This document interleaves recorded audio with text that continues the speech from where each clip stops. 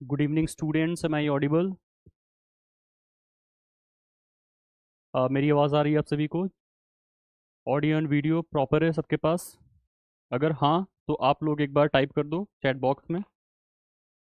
Good evening Divya. जितने भी students ने ज्वाइन कर लिया है प्लीज़ आप लोग एक बार यस और नो बोल दो अगर आपके पास आवाज़ आ रही है तो। अंधेरा हो गया। Good evening students, am I audible? बाकी सभी बच्चे बोलिए भाई, आवाज़ जा रही है मेरी प्रॉपर?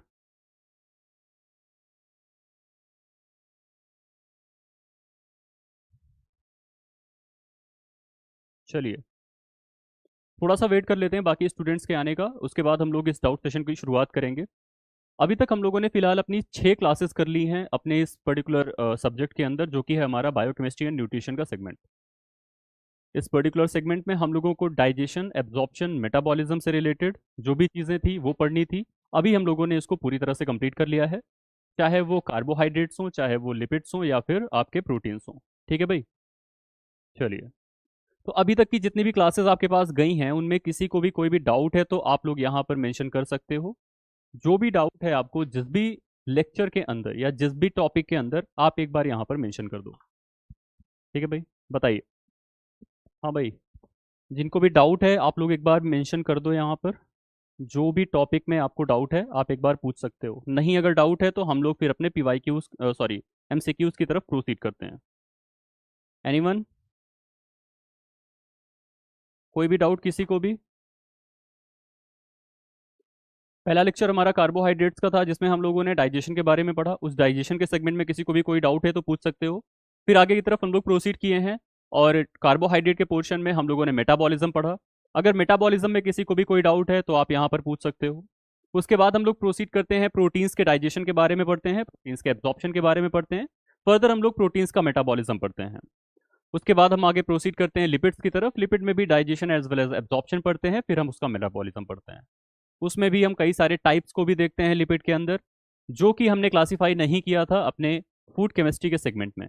जैसे कि short chain, medium chain, long chain fatty acids जो होती हैं उनके बारे में हम लोगों ने डिटेल में पढ़ा। प्रीकर्सर पार्ट देखिए, प्रीकर्सर का मतलब क्या होता है?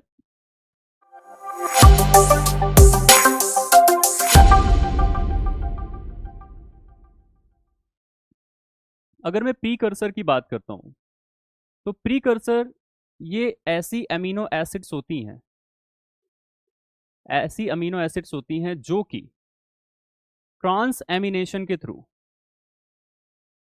ट्रांस एमिनेशन के थ्रू एक न्यू अमीनो एसिड का फॉर्मेशन करती हैं।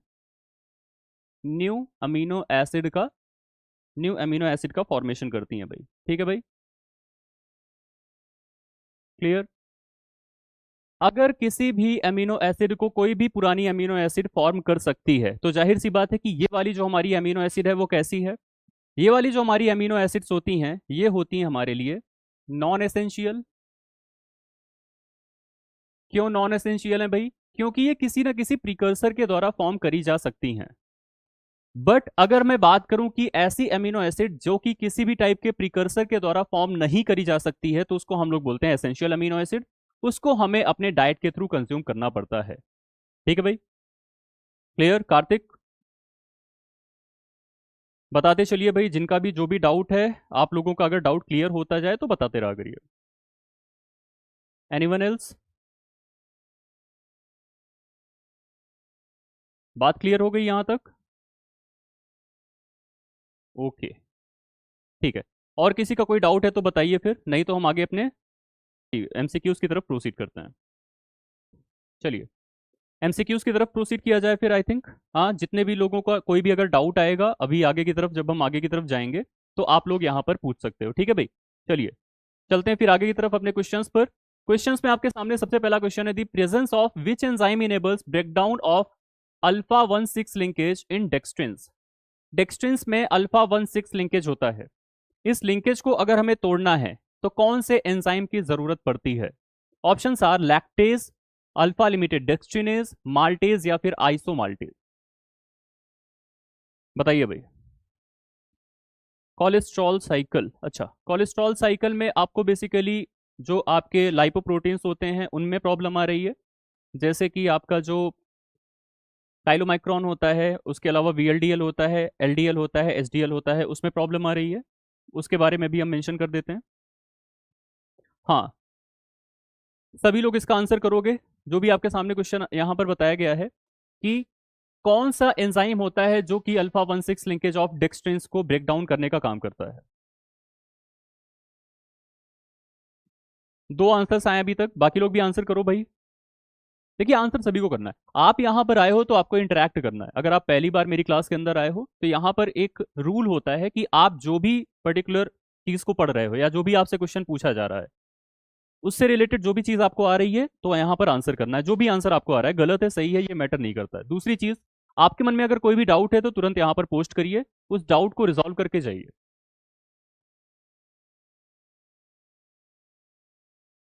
चलिए, तो यहाँ पर दो लोगों के आंसर्स आए हैं option number B. Option number B is alpha limited dextrinase, it is the correct answer.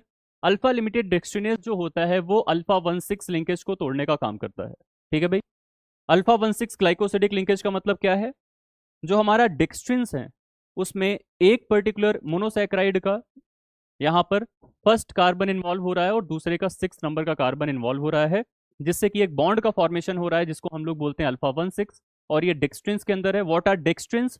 डेक्स्ट्रिन्स जो होते हैं, अगर मैं इनके बारे में बात करूं तो जब आप ड्राई हीटिंग करते हो, ड्राई हीटिंग करते हो किसकी भाई? स्टार्च की, तो यहां पर डेक्स्ट्रिन्स का फॉर्मेशन होता है। ड्राई हीटिंग जब आप करते हो किसकी? स्टार्च की करते हो, तो यहां पर डेक्स्ट्रिन्स का फॉर्मेशन होता है। दीज आर अगर मैं डिस्टेंस के बारे में अगर मैं बात करूं तो these are partially hydrolysed starch. ठीक है भाई, ये स्टार्च की हाइड्रोलिटिक प्रोडक्ट होते हैं और ये पार्शियली हाइड्रोलाइज्ड स्टार्च होते हैं आपके जो डेक्स्ट्रिन्स होते हैं। क्लियर? तो यहां पर जो एंजाइम इसको तोड़ेगा डेक्स्ट्रिन को, उसको हम बोलते हैं अल्फा लिमिटेड डेक्स्ट्रिनेज। अगला क्वेश्चन आपके सामने, विच of the following carbohydrate digestion enzyme is secreted by the brush border of intestinal mucosa? कौन सा ऐसा एंजाइम इनमें से है जो कि इंटेस्टाइनल म्यूकोसा के ब्रश बॉर्डर एपिथेलियम से सीक्रेट होता है और वो डाइजेस्ट कराता है कार्बोहाइड्रेट के जो भी आपके डाइसैकेराइड्स होते हैं उनको? Options are pancreatic amylase, sucrase, ptyalin या फिर ट्रिप्सिन। बताइए भाई, आंसर करिए आप लोग।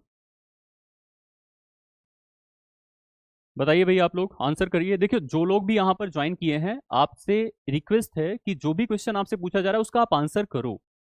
आप रॉन्ग आंसर करते हो या राइट आंसर करते हो ये मैटर नहीं करता है, बट आप आंसर करो। अगर आपका आंसर यहाँ पर इनकरेक्ट भी होता है तो ये कोई एग्जाम नहीं है आपका। अगर यहाँ गलत कर दोगे तो एटलीस्ट अपने एग्जाम के अंदर तो सही करके आओगे ना, आपको याद तो हो जाएगा ना वो। तो इस वजह से यहाँ पर आंसर आप सभी को करना है। दो आंसर्स आए अभी तक हमारे पास, एक आया है ऑप्शन नंबर ए, एक है आपका ऑप्शन नंबर डी। हमने बात किया कि brush border of intestinal mucosa से कौन सा एंजाइम सीक्रेट होता है। तो दो आंसर्स आ चुके हैं। यहां पर आपका करेक्ट आंसर हो जाएगा option number 2, that is sucrase. हमने किसकी डाइजेशन की बात करी है? हमने कार्बोहाइड्रेट के डाइजेशन की बात करी है। कार्बोहाइड्रेट का डाइजेशन कौन कौन करा सकता है भाई? आपका अमाइलेज करा सकता है, सुक्रेज करा सकता है, टाइलिन करा सकता है, बट ट्रिप्सिन नहीं करा सकता। ट्रिप्सिन किसको डाइजेस्ट करता है भाई? प्रोटीन को डाइजेस्ट करने का काम करता है। तो ऑप्शंस आपके तीन में से ही कोई ना कोई सही होंगे। हमने बात किसकी करी है? हमने बात करी है आपके इंटेस्टाइनल म्यूकोसा से सीक्रेट होने वाले एंजाइम के बारे में। तो पैनक्रियाटिक अमाइलेज तो ऑब्वियस सी बात है, पैनक्रियास से सीक्रेट होते हैं। सुक्रेज की यहां पर बात बाद में करेंगे। टाइलिन की अगर हम बात करें तो ये आपके सलाइवरी ग्लैंड से सीक्रेट होते हैं, सलाइवा से, दैट इज ओरल कैविटी या फिर बकल कैविटी से सीक्रेट होते हैं। ट्रिप्सिन की हम बात नहीं करेंगे क्योंकि ये प्रोटीन डाइजेस्टिंग एंजाइम है। सुक्रेज की अगर हम बात करें तो ये आपके इंटेस्टाइनल म्यूकोसा से सीक्रेट होते हैं। किससे भाई? इंटेस्टाइनल म्यूकोसा से ये एंजाइम सीक्रेट होता है। और करता क्या है? सुक्रेज का फंक्शन क्या है? सुक्रेज का फंक्शन है सुक्रोज को ब्रेक करना। अब कोई मुझे बताएगा कि जब सुक्रोज टूटेगा तो कौन कौन से मोनोसैकेराइड्स में टूटेगा? जल्दी से बता दो आप लोग। आपने चीनी खाया, चीनी गई आपके स्मॉल इंटेस्टाइन के पोर्शन तक, वहां पर वो चीनी ब्रेक होगी क्योंकि एज इट इज सुक्रोज तो आपके बॉडी के अंदर एब्जॉर्ब होता नहीं है, तो उसको हमें ब्रेक करना है। उसके बाद उसके जो मोनोसैकेराइड्स होंगे वो हमारे बॉडी के अंदर एब्जॉर्ब होंगे। बताइए भाई यहां पर कौन कौन से मोनोसैकेराइड्स प्रेजेंट होते हैं? Sucrose is a kind of disaccharide. ये कैसा होता है भाई? डाइसैकेराइड होता है। डाइसैकेराइड होता है। इसको अगर मुझे तोड़ना है तो उसके लिए हमने एंजाइम का यूज किया, दैट इज सुक्रेज। किसका यूज किया? सुक्रेज का यूज किया। तो कौन कौन से मोनोसैकेराइड में टूटेगा? वेरी गुड, बहुत बढ़िया। Glucose and fructose, exactly. तो ये टूटता है भाई आपके glucose as well as fructose में। क्लियर? आपको थोड़ा बहुत अगर याद हो तो हम लोगों ने फूड केमिस्ट्री के लेक्चर के अंदर पढ़ रखा था इसके स्ट्रक्चर के बारे में, सुक्रोज के स्ट्रक्चर के बारे में। यहाँ पर अल्फा 1 बीटा 2 ग्लाइकोसिडिक लिंकेज देखने को मिलता है। दैट इज हमारा जो आपका ग्लूकोज का पोर्शन है उसका फर्स्ट नंबर का कार्बन और फ्रक्टोज के पोर्शन के सेकंड नंबर के कार्बन के बीच में एक ग्लाइकोसिडिक बॉन्ड का फॉर्मेशन होता है, तभी सुक्रोज का फॉर्मेशन होगा। सुक्रोज को ब्रेक डाउन करना है तो हमें यहां पर सुक्रेज नाम के एंजाइम की जरूरत पड़ती है, जो कि हमारे इंटेस्टाइनल म्यूकोसा से सीक्रेट होता है और ये तोड़ देता है इसको ग्लूकोज और फ्रक्टोज में। अब ग्लूकोज एब्जॉर्ब हो जाएगा, फ्रक्टोज भी एब्जॉर्ब हो जाएगा। क्लियर है भाई? तो बहुत बढ़िया, आप सभी ने बिल्कुल सही आंसर किया है। ग्लूकोज और फ्रक्टोज यहां पर प्रेजेंट होते हैं। करेक्ट। चलिए अगला क्वेश्चन है, fructose absorption in the intestine occurs via which mechanism? Fructose का जो एब्जॉर्प्शन है, fructose is a kind of monosaccharide, ये डायरेक्टली एब्जॉर्ब होगा तो किस मैकेनिज्म से एब्जॉर्ब होता है भाई? Active transport, secondary active transport with sodium, passive facilitated diffusion या फिर एंडोसाइटोसिस?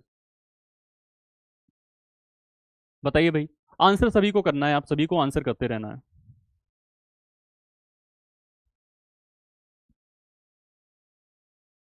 एक आंसर आया हमारे सामने अभी तक, दो आंसर्स आ गए हैं, बाकी लोग भी आंसर करिए भाई।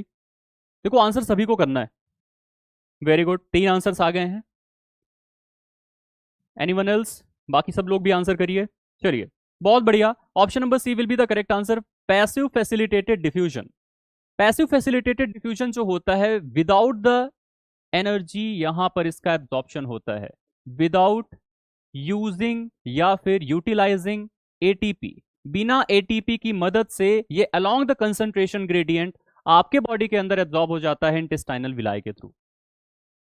अलोंग द कंसंट्रेशन ग्रेडियंट का मतलब क्या है? फ्रक्टोज आपके ल्यूमेन में ज्यादा है और अंदर की तरफ फ्रक्टोज कम है, तो फैसिलिटेटेड डिफ्यूजन होता है यहां पर और अंदर की तरफ फ्रक्टोज अपने आप चला जाता है। जबकि ग्लूकोज और गैलेक्टोज के साथ ऐसा नहीं होता है, वहां पर आपको एक्टिव ट्रांसपोर्ट देखने को मिलता है। एक्टिव ट्रांसपोर्ट मतलब आपको एनर्जी भी चाहिए, एनर्जी के साथ साथ एक वहां पर कैटायन की भी जरूरत पड़ती है, उसके बारे में अभी हम आगे चर्चा करेंगे। ठीक है भाई? तो आप लोगों में से सभी लोगों ने यहां पर ज्यादातर सही आंसर किया है। ए आंसर जिनका है एक्टिव ट्रांसपोर्ट। एक्टिव ट्रांसपोर्ट देखो हम लोग किसके केस में देखते हैं भाई? ये हम ग्लूकोज और गैलेक्टोज के केस में देखते हैं। Glucose as well as galactose के केस में हम लोग एक्टिव ट्रांसपोर्ट देखते हैं। यहां पर एटीपी की जरूरत पड़ती है, एटीपी की नीड होती है, that's why it is known as active transport. Clear? चलिए आगे चलते हैं। अभी मैं आपका जो क्वेश्चन था कोलेस्ट्रॉल वाला, उसको मैं आगे अभी एक्सप्लेन करूंगा, जब उसके क्वेश्चंस आने लगेंगे तो वहां पर मैं एक्सप्लेन कर दूंगा। ठीक है, परेशान नहीं होना है, उस क्वेश्चन को एक्सप्लेन किया जाएगा। फोर्थ क्वेश्चन आपके सामने, the transport of glucose into intestinal epithelial cell is coupled with. Glucose का जब ट्रांसपोर्ट होता है इंटेस्टाइनल एपिथेलियल सेल्स में तो इसके साथ होता है sodium ions, amino acids, chloride ions या फिर पोटेशियम आयंस? बताइए भाई, आंसर सभी लोग करो। एक आंसर है अभी, बाकी लोगों के आंसर्स, बाकी लोगों के answers.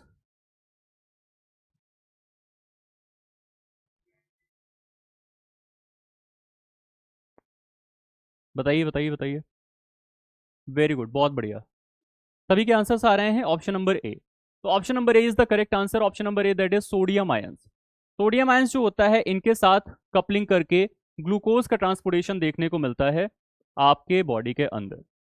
Sodium as well as ATP, दो चीजों की हमें जरूरत पड़ती है जब भी glucose as well as galactose का एब्जॉर्प्शन करना होता है हमें। ठीक है, अमीनो एसिड की अगर मैं बात करूं तो अमीनो एसिड इसके साथ एब्जॉर्ब नहीं होता है। अमीनो एसिड भी जब एब्जॉर्ब होना होता है तो सोडियम की मदद से ही होता है। तो हमको दो चीजें याद रखनी है कि कौन कौन से ऐसे पर्टिकुलर हमारे मैक्रोन्यूट्रिएंट्स हैं जो कि एक्टिव ट्रांसपोर्ट के थ्रू और सोडियम की मदद से एब्जॉर्ब होते हैं। तो हमको याद रखना है कि glucose as well as galactose हमारा कार्बोहाइड्रेट हो गया और amino acid that is the smallest unit of protein, इन दोनों को एब्जॉर्ब होने के लिए हमें सोडियम की जरूरत पड़ती है एज वेल एज एटीपी की भी जरूरत पड़ती है। ठीक है भाई, तो option number A will be the correct answer here. चलिए आगे चलते हैं। अगला क्वेश्चन है, cooking improves starch digestibility by. जब आप कुक करते हो किसी भी स्टार्च को तो उसकी डाइजेस्टिबिलिटी बढ़ जाती है। कुछ ऐसे समझना कि जब आप किसी भी चावल के दाने को कच्चा खा जाओ तो वो उतने अच्छे से डाइजेस्ट नहीं होगा एज कंपेयर टू उस चावल को पका के खाओ। तो ये कैसे होता है, पकने के बाद वो चावल अच्छे से डाइजेस्ट क्यों होता है? Options are breaking alpha 1,6 linkage, reducing water activity, forming resistant starch, या फिर जिलेटिनाइजिंग स्टार्च ग्रेन्यूल्स। बताइए। दो आंसर्स आ गए हैं, बाकी लोग भी आंसर करो। और देखो, क्लास को छोड़ के मत भागना, लास्ट तक क्लास को छोड़ के नहीं भागना है। हमारे पास टोटल 49 क्वेश्चंस है, आपका एग्जाम आ चुका है, अब 1 मंथ भी नहीं रह गए हैं एग्जाम को। तो अभी फिलहाल आप सीरियस हो जाओ। जो भी लोग यहाँ पर आ गए हो, प्रेजेंट हो, उनको लास्ट तक यहाँ पर बने रहना है, जाना नहीं है, क्योंकि इन क्वेश्चंस में से बहुत ज्यादा चांसेस हैं कि बहुत सारे क्वेश्चंस आपके एग्जाम में एज इट इज देखने को मिल सकते हैं। चलिए, तो ऑप्शन नंबर डी यहां पर मैक्सिमम लोगों ने आंसर किया है। Very good, option number D, that is gelatinisation of starch granules will be the correct answer. जब स्टार्च के ग्रेन्यूल्स को हम पानी डाल करके गर्म करते हैं तो उस दौरान इसका होता है जिलेटिनाइजेशन। जिलेटिनाइजेशन की वजह से जो स्टार्च की डाइजेस्टिबिलिटी होती है वो काफी ज्यादा इंप्रूव हो जाती है, बढ़ जाती है। यही वजह है कि जब हम कच्चे चावल को खाते हैं तो उतने अच्छे से डाइजेस्ट नहीं होगा एज कंपेयर टू जब हम कुक्ड राइस को खाते हैं। क्लियर? Very good. अगला क्वेश्चन है, which of the following is not a correct enzyme substrate pair. आपको बताना है कि कौन सा एंजाइम सबस्ट्रेट पेयर इनकरेक्ट है। यहां पर आपके एंजाइम्स हैं, यहां पर सबस्ट्रेट हैं। सबस्ट्रेट मतलब वो चीजें जिनको ये तोड़ेगा। First one is sucrase breaks down sucrose, lactase break down lactose, pancreatic amylase break down starch, ptyalin break down cellulose. अब आपको बताना है कौन सा इनकरेक्टली मैच्ड है। एक आंसर आया है, बाकी लोग भी आंसर करो। दो आंसर्स, तीन आंसर्स, चार, बाकी लोग भी आंसर करिए भाई। चलिए, हमारे सामने जो भी एंजाइम्स हैं उनको थोड़ा सा देखते हैं। सुक्रेज जो होता है वो सुक्रोज को तोड़ देता है ग्लूकोज और फ्रक्टोज में, तो हमको पता ही है ये ग्लूकोज और फ्रक्टोज में तोड़ देगा भाई। कौन सा एंजाइम? सुक्रेज। किसको? सुक्रोज को। लैक्टेज जो होता है वो लैक्टोज को तोड़ेगा। आप मुझे बताओ जल्दी से कि लैक्टोज में कौन कौन से मोनोसैकेराइड्स होते हैं। याद आ रहा है कुछ फूड केमिस्ट्री का वो लेक्चर जिसके अंदर हम लोगों ने बातें किया था कि लैक्टोज के अंदर मोनोसैकेराइड्स होते हैं और कौन सा लिंकेज होता है? Lactose is a kind of milk sugar. भाई ये सारे क्वेश्चंस आपके एग्जाम में पूछे जाते हैं। इसके पास कौन कौन से मोनोमर्स होंगे बता दो मुझे जल्दी से। कौन कौन से मोनोसैकेराइड्स हैं लैक्टोज के पास? Glucose and galactose. Very good. यहां पर आपको glucose as well as galactose देखने को मिलता है, और बीटा 1,4 ग्लाइकोसिडिक लिंकेज आपने पढ़ा होगा कि यहां पर हमको देखने को मिलता है बीटा 1,4 ग्लाइकोसिडिक लिंकेज। इस लैक्टेज नाम के एंजाइम को हम एक और नाम से जानते हैं, दैट इज बीटा गैलेक्टोसाइडेज। इसको हम लोग बीटा गैलेक्टोसाइडेज के नाम से भी जानते हैं। तो beta galactosidase as well as lactase both are synonym of each other, ये याद रखना। इसकी अगर कमी हो जाती है बॉडी के अंदर तो हमें लैक्टोज इनटॉलरेंस हो जाता है। अगर इसकी क्या हो गई भाई? डेफिशिएंसी हो गई हमारे बॉडी में, तो हमको हो जाएगा लैक्टोज इंटॉलरेंस। लैक्टोज इंटॉलरेंस में क्या होता है? ये वो लोग होते हैं जो लोग कोई भी मिल्क या मिल्क रिलेटेड प्रोडक्ट को कंज्यूम करते हैं तो उनकी बॉडी के अंदर वो डाइजेस्ट ही नहीं होता। क्यों नहीं होता? क्योंकि उसका एंजाइम ही नहीं प्रेजेंट है। अच्छा, डाइजेशन नहीं होगा तो इसका फिर होगा क्या इस लैक्टोज का? लैक्टोज फर्मेंट करना शुरू कर जाएगा बॉडी के अंदर। फर्मेंट नहीं कर पाएगा तो एज इट इज बाहर निकलेगा। इस वजह से ऐसे लोगों को फर्मेंटेशन अगर हो रहा है इसका तो उनको ब्लॉटिंग बहुत ज्यादा होती है, मतलब पेट फूल सा जाता है। या फिर अगर फर्मेंटेशन नहीं हो रहा है तो उनको डायरियल सिम्टम्स देखने को मिलते हैं। तो diarrhoea and bloating are the symptoms of the people that are suffering from lactose intolerance. Clear? It is because of the absence of enzyme beta galactosidase, जिसको हम लोग लैक्टेज के नाम से भी जानते हैं। अगला है हमारा पैनक्रियाटिक अमाइलेज, जो कि स्टार्च को ब्रेक डाउन करता है। भाई आपके बॉडी के अंदर दो टाइप के अमाइलेज मेनली देखने को मिलते हैं। First one is salivary amylase, जिसको हम टाइलिन कहते हैं, ये भी स्टार्च को तोड़ता है। और मेन डाइजेशन ऑफ जो आपका स्टार्च होता है वो पैनक्रियाटिक अमाइलेज करता है। स्टार्च को तोड़ता है माल्टोज में as well as other kind of trisaccharide. Ptyalin की अगर मैं बात करूं तो ये क्या है? आपका सलाइवरी अमाइलेज है, सलाइवा से सीक्रेट होता है। सेलुलोज को डाइजेस्ट नहीं कर पाएगा। सेलुलोज को डाइजेस्ट कर पाने की कैपेबिलिटी हमारे अंदर नहीं होती है, क्योंकि हम ह्यूमंस हैं। सेलुलोज को हम डाइजेस्ट कर ही नहीं सकते हैं, ये हमारे बॉडी के लिए एक टाइप का डाइटरी फाइबर की तरह वर्क करता है। आप जितनी भी ग्रीन्स खाते हो, सैलड्स खाते हो, वो अनडाइजेस्टेड आपके बॉडी से निकल जाते हैं। हाँ, कुछ ऐसे र्यूमिनेंट्स होते हैं जिनको कि हम कैटल्स बोलते हैं, उनके अंदर कुछ ऐसे बैक्टीरियाज पाए जाते हैं जो कि सेलुलेज का सिक्रेशन करते हैं, और उस सेलुलेज के सिक्रेशन की वजह से सेलुलोज का डाइजेशन होता है। तो आपका करेक्ट आंसर यहां पर क्या हो जाएगा भाई? इनकरेक्ट आपसे पूछा था तो ये हो जाएगा आपका incorrect. Ptyalin is not able to digest cellulose. चलिए, क्लियर हो गया आई थिंक। आगे चलते हैं। जिस भी क्वेश्चन में जहां पर भी इश्यूज आएंगे तुरंत पूछ लेना। चलो, अगला क्वेश्चन आपके स्क्रीन के सामने है। Which of the following is true about digestion of retrograded starch? Retrograded starch के डाइजेशन के बारे में कौन सी बात यहां पर ट्रू है? First one is it passes largely undigested through small intestine. Second option कह रहा है कि it increases blood glucose sharply. Third कह रहा है कि it is more digestible than native starch. Fourth कह रहा है इट इनहैंसेस एंजाइम एक्टिविटी। देखो, यहां से ना एक क्वेश्चन से आपके कम से कम 4 क्वेश्चन तैयार हो रहे हैं, उन चारों ऑप्शन से। अभी आपको पता चल जाएगा रिट्रोग्रेडेशन क्या होता है, रिट्रोग्रेडेशन के एग्जांपल्स क्या होते हैं, सब आपको मालूम पड़ जाएगा, अच्छे से रिवीजन हो जाएगा। तो डाउट क्लासेस हमेशा अटेंड किया करिए, बहुत इंपॉर्टेंट है। जब तक आपके एग्जाम्स नहीं हो जाते हैं तब तक आप डाउट क्लासेस करिए, जो भी आपको डाउट आ रहा है पूछिए यहाँ पर, और इंटरेक्ट किया करिए भाई। एक आंसर है अभी तक हमारे सामने, first one, that is it passes largely undigested through small intestine. हाँ, दूसरा भी आंसर ए आया है, और बाकी लोग भी आंसर करिए भाई। गुड गुड, बढ़िया, और लोग भी आंसर करिए। चलिए, तो मैक्सिमम लोगों के यहां पर जो आंसर्स आ रहे हैं that is a. A is the correct answer, that is it passes largely undigested through small intestine. आपको याद है रिट्रोग्रेडेशन क्या होता है स्टार्च का? कोई मुझे बताएगा what is retrogradation of starch? कोई एग्जांपल ही बता दो, कुछ भी बताओ। रिट्रोग्रेडेशन के बारे में आपको क्या याद है, बताइए भाई, बताइए। What is retrogradation of starch? बताइए बताइए, जल्दी जल्दी, हम लोग को यहाँ पर इंटरेक्ट करना है ताकि सारे के सारे क्वेश्चंस को कम से कम टाइम में हम लोग कंप्लीट कर सकें। एनीवन? बताइए, आपको 1 मिनट का टाइम दे दिया है हमने। रिट्रोग्रेडेशन को आपको यहाँ पर एक्सप्लेन करना है, क्योंकि ऐसे क्वेश्चंस आपके एग्जाम में देखने को मिलते हैं। रिट्रोग्रेडेशन से क्वेश्चन आता है, जिलेटिनाइजेशन से क्वेश्चंस आ जाते हैं, सिनेरेसिस से क्वेश्चंस आपको देखने को मिल जाते हैं एग्जाम के अंदर।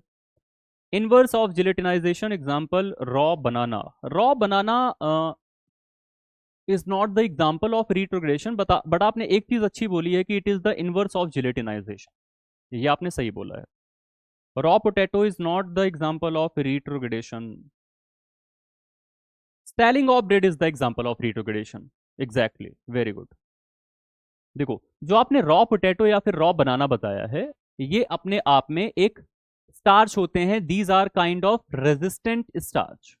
रेजिस्टेंट स्टार्च होते हैं, आपके बॉडी के अंदर बहुत ही कम डाइजेस्ट होते हैं, लेकिन ये रिट्रोग्रेडेशन के एग्जाम्पल नहीं है। रिट्रोग्रेडेशन के एग्जाम्पल आपको देखने को मिलते हैं भाई, स्टैलिंग ऑफ ब्रेड। स्टैलिंग ऑफ ब्रेड कैसे होगा? देखो, ब्रेड को आपने कभी ना कभी अपनी लाइफ में रेफ्रिजरेट जरूर किया होगा, फ्रिज के अंदर रख दिया होगा गलती से।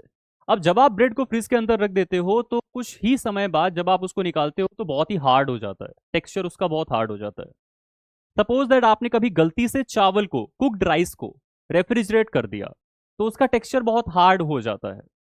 रोटी अगर आपने ठंड के दिनों में एज इट इज खुला छोड़ दिया रात भर के लिए, ओवरनाइट, और सुबह आप उस रोटी को देखते हो पापड़ बन जाती है, ठीक है, एकदम से हार्ड हो जाती है। तो रिट्रोग्रेडेशन जो होता है वो होता है hardening of the cooked starch. Gelatinisation का अपोजिट होता है, आपने बिल्कुल सही कहा दिव्या।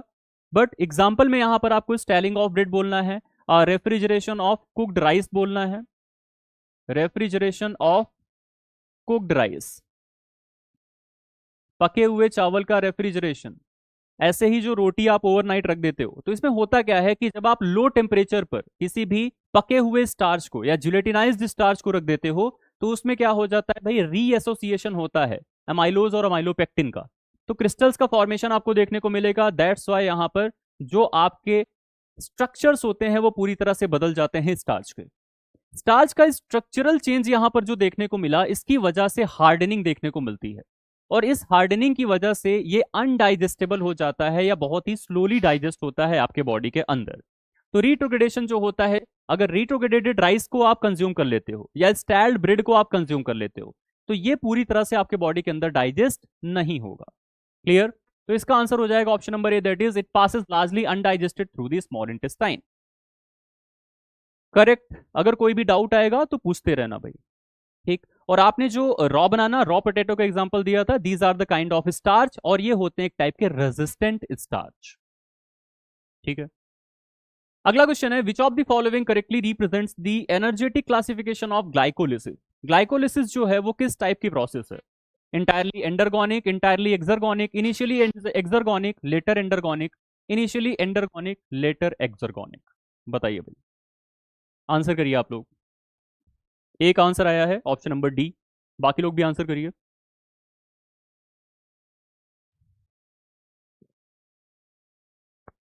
दो आंसर्स आए हैं, बाकी लोग आंसर करिए भाई। तीन आंसर्स आ गए हैं ऑप्शन नंबर डी की तरफ, मैक्सिमम लोग जा रहे हैं, तो बहुत बढ़िया। Option number D is the correct answer, initially endergonic, later exergonic. मतलब शुरुआत का जो 5 स्टेप होता है, इनिशियल जो 5 स्टेप्स होते हैं, उसमें क्या होता है कि 2 एटीपी की नीड होती है। अब जब एटीपी की नीड है तो एंडरगोनिक है ना, एनर्जी की जरूरत है। अगला जो नेक्स्ट 5 स्टेप होता है, लास्ट 5 स्टेप्स जो होते हैं, इसमें क्या होता है भाई, एटीपी रिलीज होती है। रिलीज होती है कितनी एटीपी? 4 एटीपी रिलीज होती है। इसलिए नेट गेन यहां पर कितना देखने को मिलता है? नेट गेन हमें देखने को मिलता है 2 एटीपी का। 2 एटीपी का नेट गेन हमको देखने को मिल जाता है इस पूरी की पूरी प्रोसेस के अंदर। तो शुरुआत में क्या हुआ, फर्स्ट 5 स्टेप के अंदर 2 एटीपी की जरूरत पड़ी, नेक्स्ट 5 स्टेप के अंदर 4 एटीपी रिलीज हो गए। ओवरऑल यहां पर 2 एटीपी का फॉर्मेशन देखने को मिला। तो शुरुआत में हो गया एंडरगोनिक, बाद में हो गया exergonic. Sir I have doubt, lysine is rich in pulse और सीरियल। देखिए, cereals are deficient in lysine, pulses are deficient in methionine. ये आपको याद रखना है। सीरियल्स में लाइसिन जो होता है वो कम होता है, डेफिशिएंट होता है, मतलब होता ही नहीं है ज्यादातर सीरियल्स में। पल्सेस में मेथियोनिन जो होता है वो डेफिशिएंट होता है। तो इसी वजह से अगर आप दाल रोटी खाते हो या दाल चावल खाते हो तो उसको अच्छा माना जाता है भाई, क्योंकि चावल के अंदर लाइसिन नहीं है, रोटी के अंदर लाइसिन नहीं है, मेथियोनिन है। और जो आपका दाल है उसके अंदर मेथियोनिन नहीं है, लेकिन रोटी के अंदर मेथियोनिन है। तो बोथ आर बेस्ट कॉम्बिनेशन, दाल रोटी, दाल चावल, या किसी भी सीरियल के साथ किसी भी पल्स को खाते हो, तो इसी वजह से इट इज द जो आप कह सकते हो कि best way to eat, best way to create a staple food. ठीक है, क्लियर हुआ कार्तिक? ठीक है भाई, तो ये आपका हुआ कि इनिशियली एंडरगोनिक है, लेटर ये क्या हो जाएगा, एक्सर्गोनिक हो जाएगा। चलिए आगे की तरफ चलते हैं। Next question is, in humans which tissues are the major sites for gluconeogenesis. Gluconeogenesis that is formation of new glucose from the non carbohydrate substrates. किस प्रोसेस के थ्रू ग्लूकोनियोजेनेसिस देखने को या किस साइट पर देखने को मिलता है? Option are liver and renal cortex, liver and brain, liver and pancreas, या लिवर एंड स्केलेटल मसल। भाई भागना शुरू कर दिया आप लोग, ऐसे मत करो। देखो जितने लोग आ गए हो एटलीस्ट सब लोग लास्ट तक मेंटेन रहो, लास्ट तक यहां पर रहो।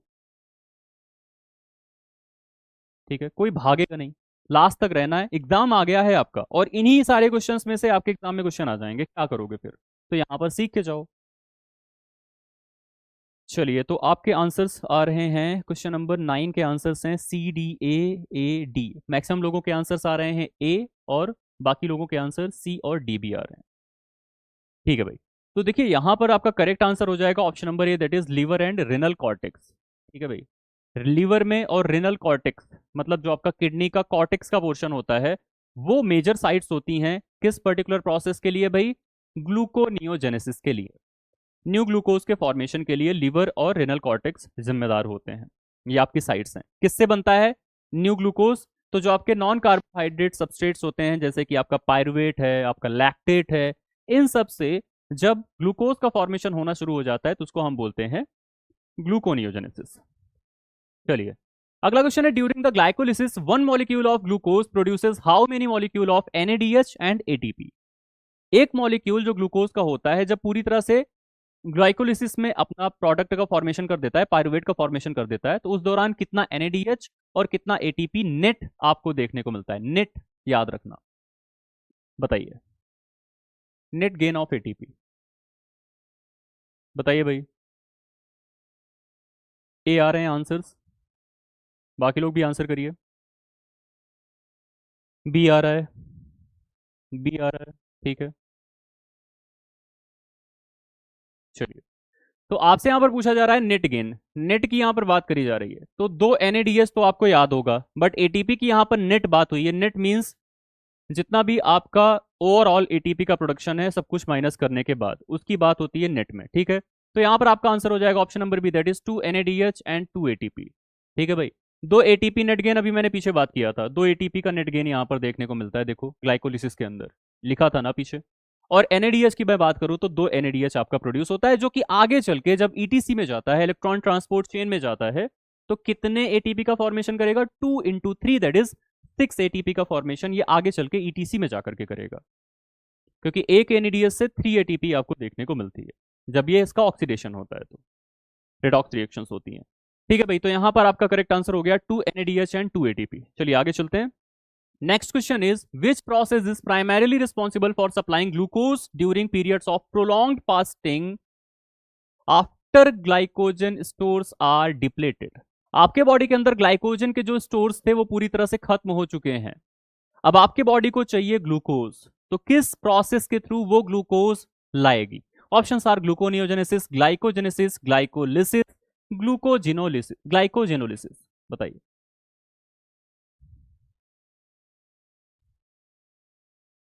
बताइए भाई।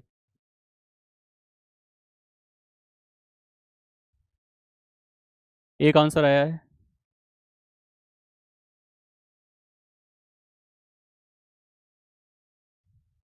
दो आंसर्स आए हैं, बढ़िया, आंसर करते रहिए आप लोग, बाकी लोग भी आंसर करिए भाई, जल्दी से आंसर करिए, तो इसका एक्सप्लेनेशन देखते हैं फिर। हाँ बढ़िया बढ़िया, बहुत अच्छा, चलिए। तो यहाँ पर मैक्सिमम लोगों के आंसर्स बहुत ज़्यादा यहाँ पर डिविएट हो रहे हैं, कुछ का ए आ रहा है, कुछ का सी आ रहा है, कुछ का बी आ रहा है। करेक्ट आंसर देखो यहाँ पर हो जाएगा option number A, that is gluconeogenesis. कैसे, बाकी सबको पहले देखते हैं। ग्लाइकोजेनेसिस, इसका मतलब क्या होता है, ग्लाइकोजन की जेनेसिस, ग्लाइकोजन की जेनेसिस। और ग्लाइकोजन की जेनेसिस कब होगी भाई, जब एक्सेस ग्लूकोज हमारे बॉडी में होगा। क्या आपकी बॉडी में एक्सेस ग्लूकोज है, नहीं है। ग्लूकोज की बात छोड़ो, ग्लाइकोजन पूरी तरह से खत्म हो चुका है, मतलब ग्लूकोज तो आप ले भी नहीं रहे हो, और ग्लाइकोजन जो स्टोर्ड फॉर्म में था लीवर में वो भी खत्म हो गया। क्लियर। तो आपके बॉडी में क्या ग्लाइकोजन की जेनेसिस होगी, नहीं होगी। ग्लाइकोलिसिस, ग्लाइकोलिसिस क्या होता है, ग्लाइकोलिसिस क्या होता है, ब्रेकडाउन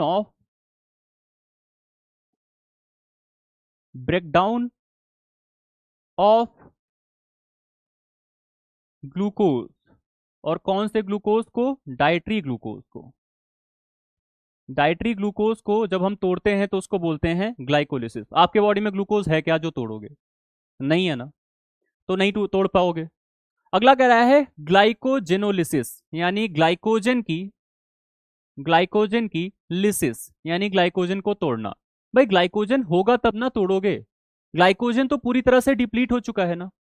तब अब क्या ऑप्शन आपके सामने बचता है, एक ही ऑप्शन बचता है कि ग्लूकोनियोजेनेसिस की प्रोसेस हो, नॉन कार्बोहाइड्रेट डाइटरी सबस्ट्रेट से या नॉन कार्बोहाइड्रेट सबस्ट्रेट से, स्केलेटन से यहां पर फॉर्मेशन हो पाए ग्लूकोज का। क्लियर। तो यहां पर आपके सामने करेक्ट आंसर हो जाएगा option number A. Yes, option number A will be the most accurate answer here. चलिए, किसी को कोई डाउट होगा तो पूछते रहना। अगला क्वेश्चन है, the complete aerobic oxidation of one glucose molecule yield how many ATP. Options are 32, 34, 36, 39। बहुत इंपॉर्टेंट क्वेश्चन है, कई बार आपके एग्जाम्स में पूछ लिया जाता है वेरियस काइंड ऑफ एग्जाम्स के अंदर। एक ग्लूकोज का कंप्लीट ऑक्सीडेशन होगा तो कितना नंबर ऑफ एटीपीज का फॉर्मेशन होगा।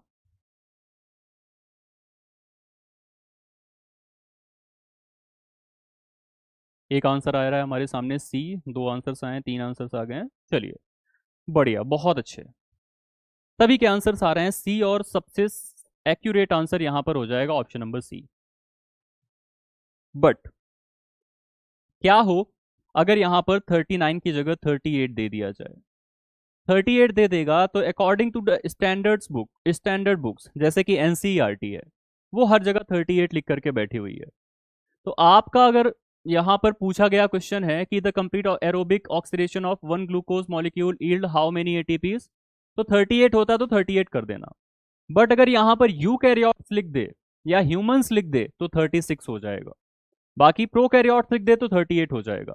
इन जनरल अगर लिख दे तो 36 38 में कोई भी लगा सकते हो, बट यहां पर इन जनरल एनसीईआरटी जो होती हैं वो कंसीडर करती हैं 38 को। 38 को क्यों कंसीडर करती हैं? क्योंकि वो ये जो वैल्यू आ रही है वो प्रोकैरियोट्स के रिस्पेक्ट में देखती हैं, एनसीईआरटी की जो बुक्स होती हैं, दैट आर स्टैंडर्ड बुक्स। तो अगर 38 होता तो आप 38 करेक्ट आंसर करते। क्लियर? क्लियर है?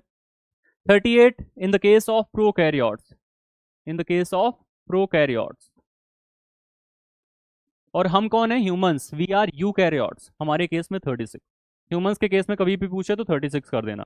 इसका पूरा कैलकुलेशन आपके लेक्चर के अंदर मैंने डाल रखा है, अगर कंफ्यूजन है, अगर प्रॉब्लम है तो पूछ सकते हो। ठीक है, आगे चलते हैं।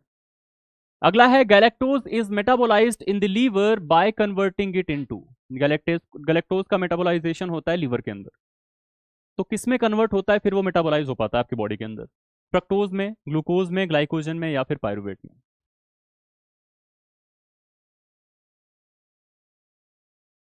बताइए भाई,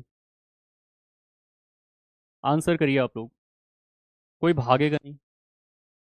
वेट अ मिनट, ब्लर हो रहा है आई थिंक, रिजॉल्व करते हैं। आप लोग आंसर करो, रिजॉल्व करते हैं। हाँ भाई, तो यहाँ पर सबके आंसर्स आए हैं ऑप्शन नंबर बी। गैलेक्टोज को मेटाबोलाइज होना है लीवर के अंदर तो कन्वर्ट होगा ग्लूकोज में। बहुत अच्छे, बहुत बढ़िया, वेरी गुड।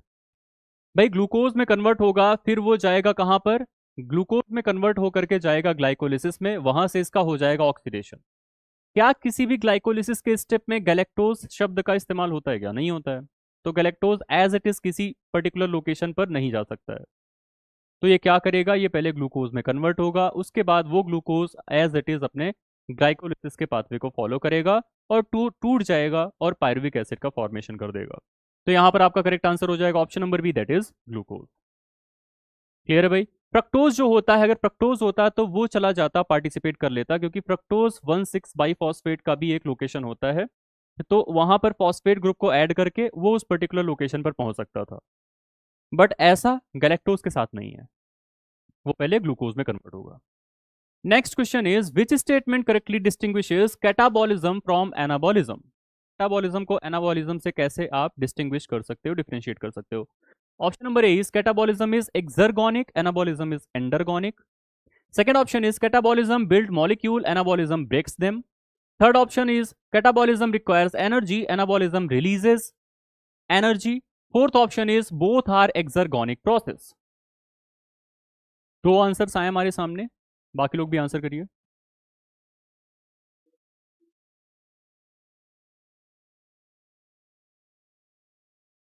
ए आ रहा है आप सभी का आंसर।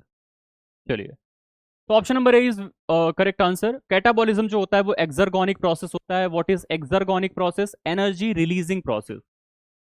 यहां पर एनर्जी रिलीज होती है क्योंकि चीजें टूट रही हैं, तो कैटाबॉलिज्म में ब्रेक डाउन होता है, ब्रेक डाउन होगा तो एनर्जी रिलीज होगी। एनाबॉलिज्म में चीजें बनेंगी, छोटे छोटे मॉलिक्यूल्स मिलकर के एक मॉलिक्यूल का फॉर्मेशन करते हैं, बड़े मॉलिक्यूल का, तो यहां पर एनर्जी चाहिए होती है। क्लियर? तो इस वजह से option number A is the most accurate option here. आप सभी का आंसर बिल्कुल सही है। आगे चलते हैं भाई। अगला क्वेश्चन है which process provides immediate glucose supply during short term fasting, overnight fasting? आपने क्या किया कि रात में डिनर किया, हल्का फुल्का खाया, और उसके बाद आपने ओवरनाइट फास्टिंग करी। सुबह का वक्त हुआ 3 से 4 बजे के आसपास, आपके बॉडी के अंदर जितना भी डाइटरी अमाउंट ऑफ ग्लूकोज था वो खत्म हो चुका है। आपकी बॉडी को एनर्जी की नीड है, क्योंकि बेसल मेटाबॉलिज्म के लिए बॉडी को एनर्जी चाहिए। उसके लिए कौन सी प्रोसेस चलेगी? Options are glycogenolysis, glycolysis, glycogenesis या gluconeogenesis. Sir is endothermic and endergonic similar. Endergonic means energy लेना है उसे, ठीक है, एनर्जी लेना है। आप कह सकते हो कुछ कुछ सिमिलैरिटीज यहां पर आपको देखने को मिल सकती हैं, क्योंकि एक्सोथर्मिक रिएक्शन में एनर्जी रिलीज होती है और आपका एक्सर्गोनिक प्रोसेस भी जो होती है वो एनर्जी रिलीज करती है, ठीक है, तो सिमिलैरिटीज हैं। यस, सक्षम। ऑप्शन नंबर ए, ग्लाइकोजिनोलिसिस, यानी ग्लाइकोजन की लिसिस। बहुत बढ़िया, बिल्कुल सही है। Option number A will be the correct answer. आपके बॉडी में जो स्टोर्ड फॉर्म में ग्लाइकोजन था उसकी होगी लिसिस, यानी ये टूटेगा। ये टूटेगा तो आपको ग्लूकोज तोड़ करके देगा, ये ग्लूकोज मेटाबोलाइज होगा और इससे मिलेगी एनर्जी। क्लियर? तो यहां पर आपका option number A that is glycogenolysis will be the correct answer. आप सभी का आंसर सही है, बहुत बढ़िया। आगे चलते हैं। अगला क्वेश्चन है, which of the following amino acids is not essential but becomes conditionally essential? Becomes conditionally essential in neonates और during intestinal dysfunction. Newborn babies में या फिर इंटेस्टाइनल डिसफंक्शन के दौरान कौन सी ऐसी अमीनो एसिड है जो कि कंडीशनली एसेंशियल होती है, बाहर से चाहिए होती है? एलेनिन, आर्जिनिन, टायरोसिन या फिर एस्परजिन? बताइए भाई, आंसर्स बताइए आप लोग। बी आ रहा है आपके आंसर्स? सभी के आंसर्स बी हैं, बहुत अच्छे। Option number B that is arginine. Arginine जो होता है पहले ये क्लासिफाई किया जाता था एसेंशियल अमीनो एसिड की कैटेगरी में, बाद में इसको कंडीशनली एसेंशियल बना दिया गया क्योंकि ज्यादातर लोगों में ये सिंथेसाइज होता है, बट कुछ ऐसी इश्यूज होती हैं जैसे कि न्यूबॉर्न बेबीज या फिर कुछ आपके इंटेस्टाइनल डिसफंक्शंस हो जाते हैं जिस वजह से आर्जिनिन हमको बाहर से चाहिए होता है। तो कुछ ही ऐसी सिचुएशन है जिसमें हमको बाहर से चाहिए, एक कंडीशन है ना जिसमें हमको बाहर से चाहिए। बाकी रेस्ट ऑफ द लाइफ में एक हेल्दी इंडिविजुअल के अंदर ये सिंथेसाइज होता रहता है। इस वजह से ये है कंडीशनली एसेंशियल अमीनो एसिड। इसको याद रखना, ऐसे क्वेश्चंस आपके एग्जाम में पूछे जा सकते हैं। क्लियर? अगला क्वेश्चन है, which coenzyme is associated with amino transferase? Amino transferase is a kind of enzyme that helps in transamination. इस ट्रांसएमिनेशन की प्रोसेस में कौन से को एंजाइम की जरूरत पड़ती है? Options are biotin, pyridoxal phosphate, NAD plus या फिर FAD. Also histamine, histamine is considered as essential amino acid. कुछ बुक्स में हिस्टामिन या हिस्टिडिन को डाल दिया है, आई थिंक हिस्टिडिन को कुछ लोगों ने डाल दिया है कुछ बुक्स के अंदर, ठीक है।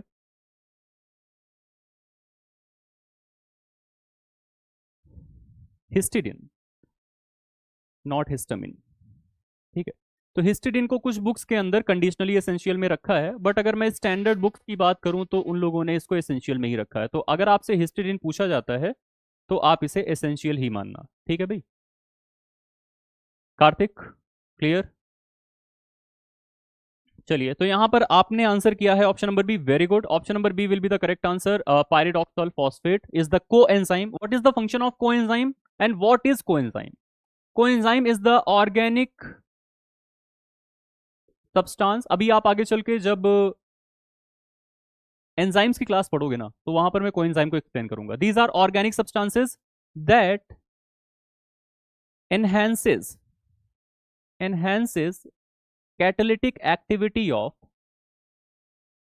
catalytic activity of enzymes।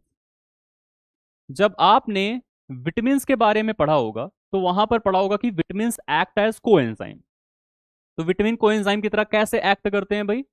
ऐसे एक्ट करते हैं कि वो हेल्प करते हैं एंजाइम्स की कैटलिटिक एक्टिविटी को एनहांस करने में, बढ़ाने में। ऐसे मिनरल्स आप पढ़ते हो और मिनरल्स को बोलते हो कि these are cofactors. What are cofactors? Cofactors are inorganic substances that enhances the catalytic activity of the enzyme.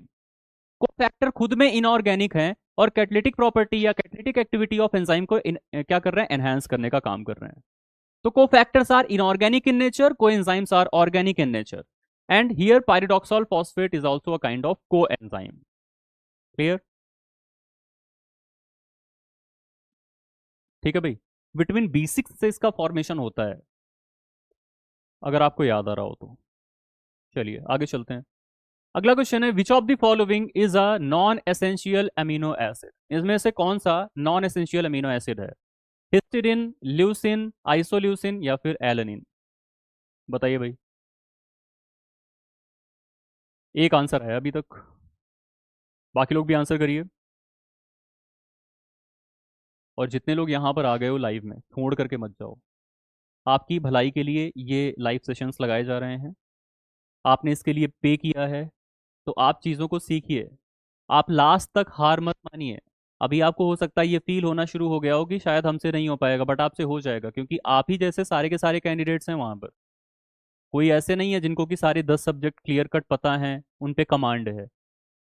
ठीक है। अगर आप 6 to 7 सब्जेक्ट पर भी बहुत अच्छी कमांड कर लेते हो तो that is enough for you. बाकी के सब्जेक्ट्स में अगर आपसे 2-3 क्वेश्चंस भी हो जाते हैं तो that is enough for you, क्योंकि कट ऑफ जो जाती है it is in between 55 to 65, यही रेंज होती है।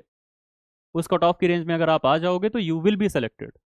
और हमारा एम यही है कि आप में से जो बच्चे हैं वो सेलेक्ट होकर के जाएं। इस वजह से मैं बोल रहा हूँ कि अभी जितने भी दिन आपके पास बचे हुए हैं, 20 to 25 डेज, आप बढ़िया से मेहनत करके पढ़ाई करिए, सिलेक्शंस हो जाएंगे। ठीक है भाई।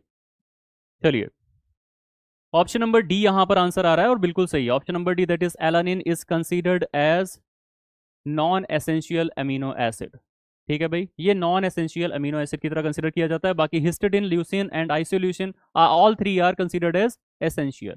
ये एसेंशियल की कैटेगरी में आते हैं। और मैंने एक बात बोली थी आपसे कि एसेंशियल वाले को फिंगर टिप पे रख लेना।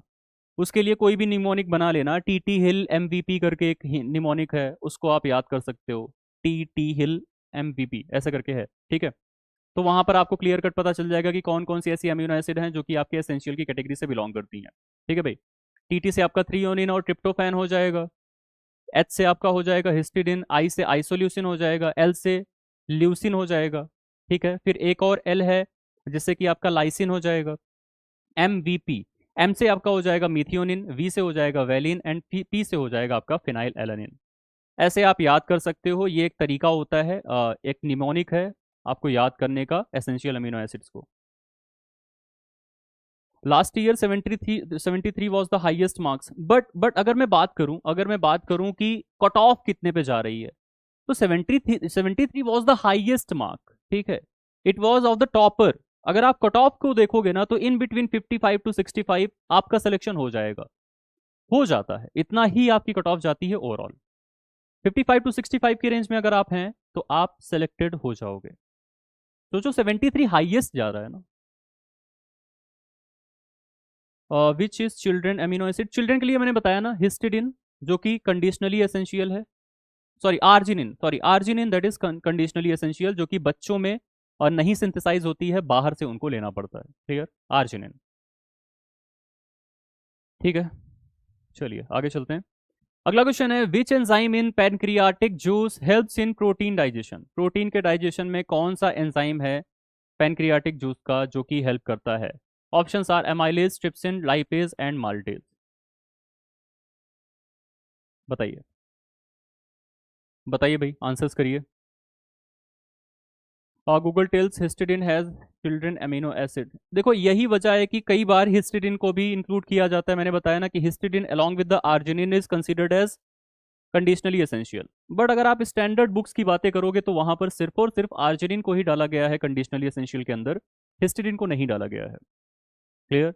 वजह यही है क्योंकि बच्चों में ये सिंथेसाइज नहीं होता है, इसलिए उनको बाहर से इसको लेने की जरूरत पड़ती है न्यू बॉर्न बेबीज के अंदर। ठीक है भाई। तो अगर हम स्टैंडर्ड बुक्स के अकॉर्डिंग जाएंगे तो your answer will B arginine. ठीक। चलिए, तो यहां पर आपसे बोला गया कि पेनक्रियाटिक जूस जो होता है वो प्रोटीन के डाइजेशन में कौन से एंजाइम को देता है और जहां से प्रोटीन का डाइजेशन होता है। तो here your answer will be option number B, that is trypsin. बहुत ही आसान सा क्वेश्चन था, क्योंकि अमाइलेज जो होता है वो स्टार्च का डाइजेशन करता है, लाइपेज लिपिड का, maltase maltose that is a kind of carbohydrate. तो हमारे पास प्रोटीन के लिए तो सिर्फ एक ही एंजाइम बच रहा है ना, ट्रिप्सिन। और ये पेनक्रियाज के द्वारा सीक्रेट किया जाता है। क्लियर। अगला क्वेश्चन है, which of the following enzyme act in the alkaline pH of the intestine. Alkaline pH पर कौन सा एंजाइम वर्क करता है? पेप्सिन, कार्बोक्सीपेप्टाइडेज, रेनिन या फिर टाइलिन? बताइए भाई, सभी लोग आंसर करना। और देखो, आंसर किया करो ना, क्वेश्चन नंबर डाल दिया करो। कि 20 का बी है या 19 का बी, नहीं तो कंफ्यूज हो जाते हैं ना। बताओ इसका आंसर करो। बी आ रहा है यहाँ पर आंसर आप सभी का, और बहुत बढ़िया। Option number B, that is carboxypeptidase. Carboxypeptidase जो होता है हमारा एंजाइम, ये अल्कलाइन पीएच पर वर्क करता है और इंटेस्टाइन में काम करता है और हमारे प्रोटीन्स को डाइजेस्ट करने का काम करता है। It is a kind of protease. Protein को डाइजेस्ट करने वाले एंजाइम को हम लोग बोलते हैं प्रोटीएजेस। क्लियर? तो here carboxypeptidase will be the correct answer. चलिए, पेप्सिन की मैं बात करूं तो ये आपके गैस्ट्रिक जूस में सीक्रेट होता है और ये एसिडिक पीएच पे काम करता है। रेनिन की मैं बात करूं, रेनिन जो होता है ये सिर्फ और सिर्फ आ, जो आपके न्यूली बॉर्न बेबीज होते हैं, जिनको हम इन्फेंट्स बोलते हैं, इन्फेंट्स में सीक्रेट होता है, एज वेल एज काफ के अंदर सीक्रेट होता है। कहाँ पर? स्टमक के अंदर। और इसका काम क्या होता है? मिल्क को डाइजेस्ट करना। ठीक है भाई, मिल्क को कोगुलेट करने का काम करता है। मिल्क को कोगुलेट करने का काम करता है, मतलब मिल्क की जो प्रोटीन्स होती हैं उनको डाइजेस्ट करने का काम करता है। ठीक है, सिर्फ और सिर्फ इन्फेंट्स और काफ में सीक्रेट होता है, और ये भी आपके स्टमक में सीक्रेट होता है। मतलब ये भी कैसा है? एसिडिक इन नेचर होता है, एसिड में काम करने वाला। टाइलिन की मैं बात करूं तो ये आपके 6.8 के आसपास के पीएच पे काम करता है, स्लाइटली एसिडिक, और आपके सलाइवा में सीक्रेट होता है।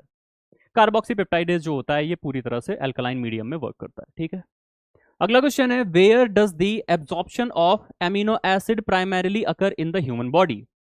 अमीनो एसिड का एब्जॉर्प्शन हमारे बॉडी के अंदर कहां पर होता है? Stomach, large intestine, small intestine, या फिर माउथ? बताइए, आंसर करिए भाई आप लोग। 3 लोगों के आंसर्स आ गए हैं अभी तक फिलहाल। सभी के आंसर आ गए हैं। Small intestine, very good. Option number C, that is small intestine के अंदर एब्जॉर्प्शन ऑफ अमीनो एसिड देखने को मिलता है हमारी बॉडी के अंदर। भाई तब तक एब्जॉर्ब नहीं होगा जब तक पूरी तरह से डाइजेस्ट नहीं हो जाएगा, और कंप्लीट डाइजेशन जो यहाँ पर होता है वो स्मॉल इंटेस्टाइन के इनिशियल पोर्शन में हो जाता है, फिर वहां से इसका एब्जॉर्प्शन शुरू हो जाता है। वहीं पर तो एमिनो एसिड बन जाता है ना, उसके पहले तो ये अमीनो एसिड था ही नहीं, डाइपेप्टाइड था, ट्राइपेप्टाइड था, उससे पहले पॉलीपेप्टाइड था। हमने जब कंज्यूम किया था तब तो पूरा 3D स्ट्रक्चर हुआ करता था। ठीक है, डाइजेशन अच्छे से कंप्लीट किया है मैंने।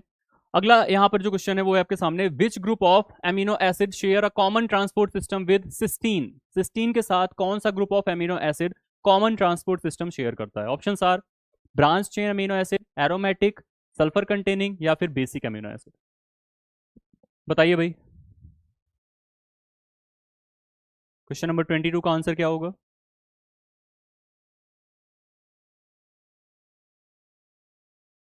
सी आ रहा है आंसर, सल्फर कंटेनिंग। बाकी लोग भी आंसर करिए। सी, सभी के आंसर सी आ रहे हैं। भूल गए आप लोग लग रहा है।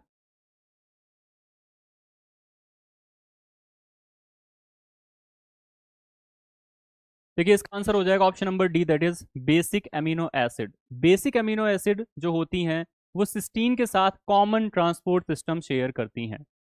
बेसिक अमीनो एसिड के कुछ एग्जांपल्स की मैं बातें करूं तो यहाँ पर जो आपका लाइसिन होता है, इसके अलावा हिस्टिडीन होता है, इसके अलावा आर्जिनिन होता है, these all are basic amino acid. लिख लो, आर्जिनिन,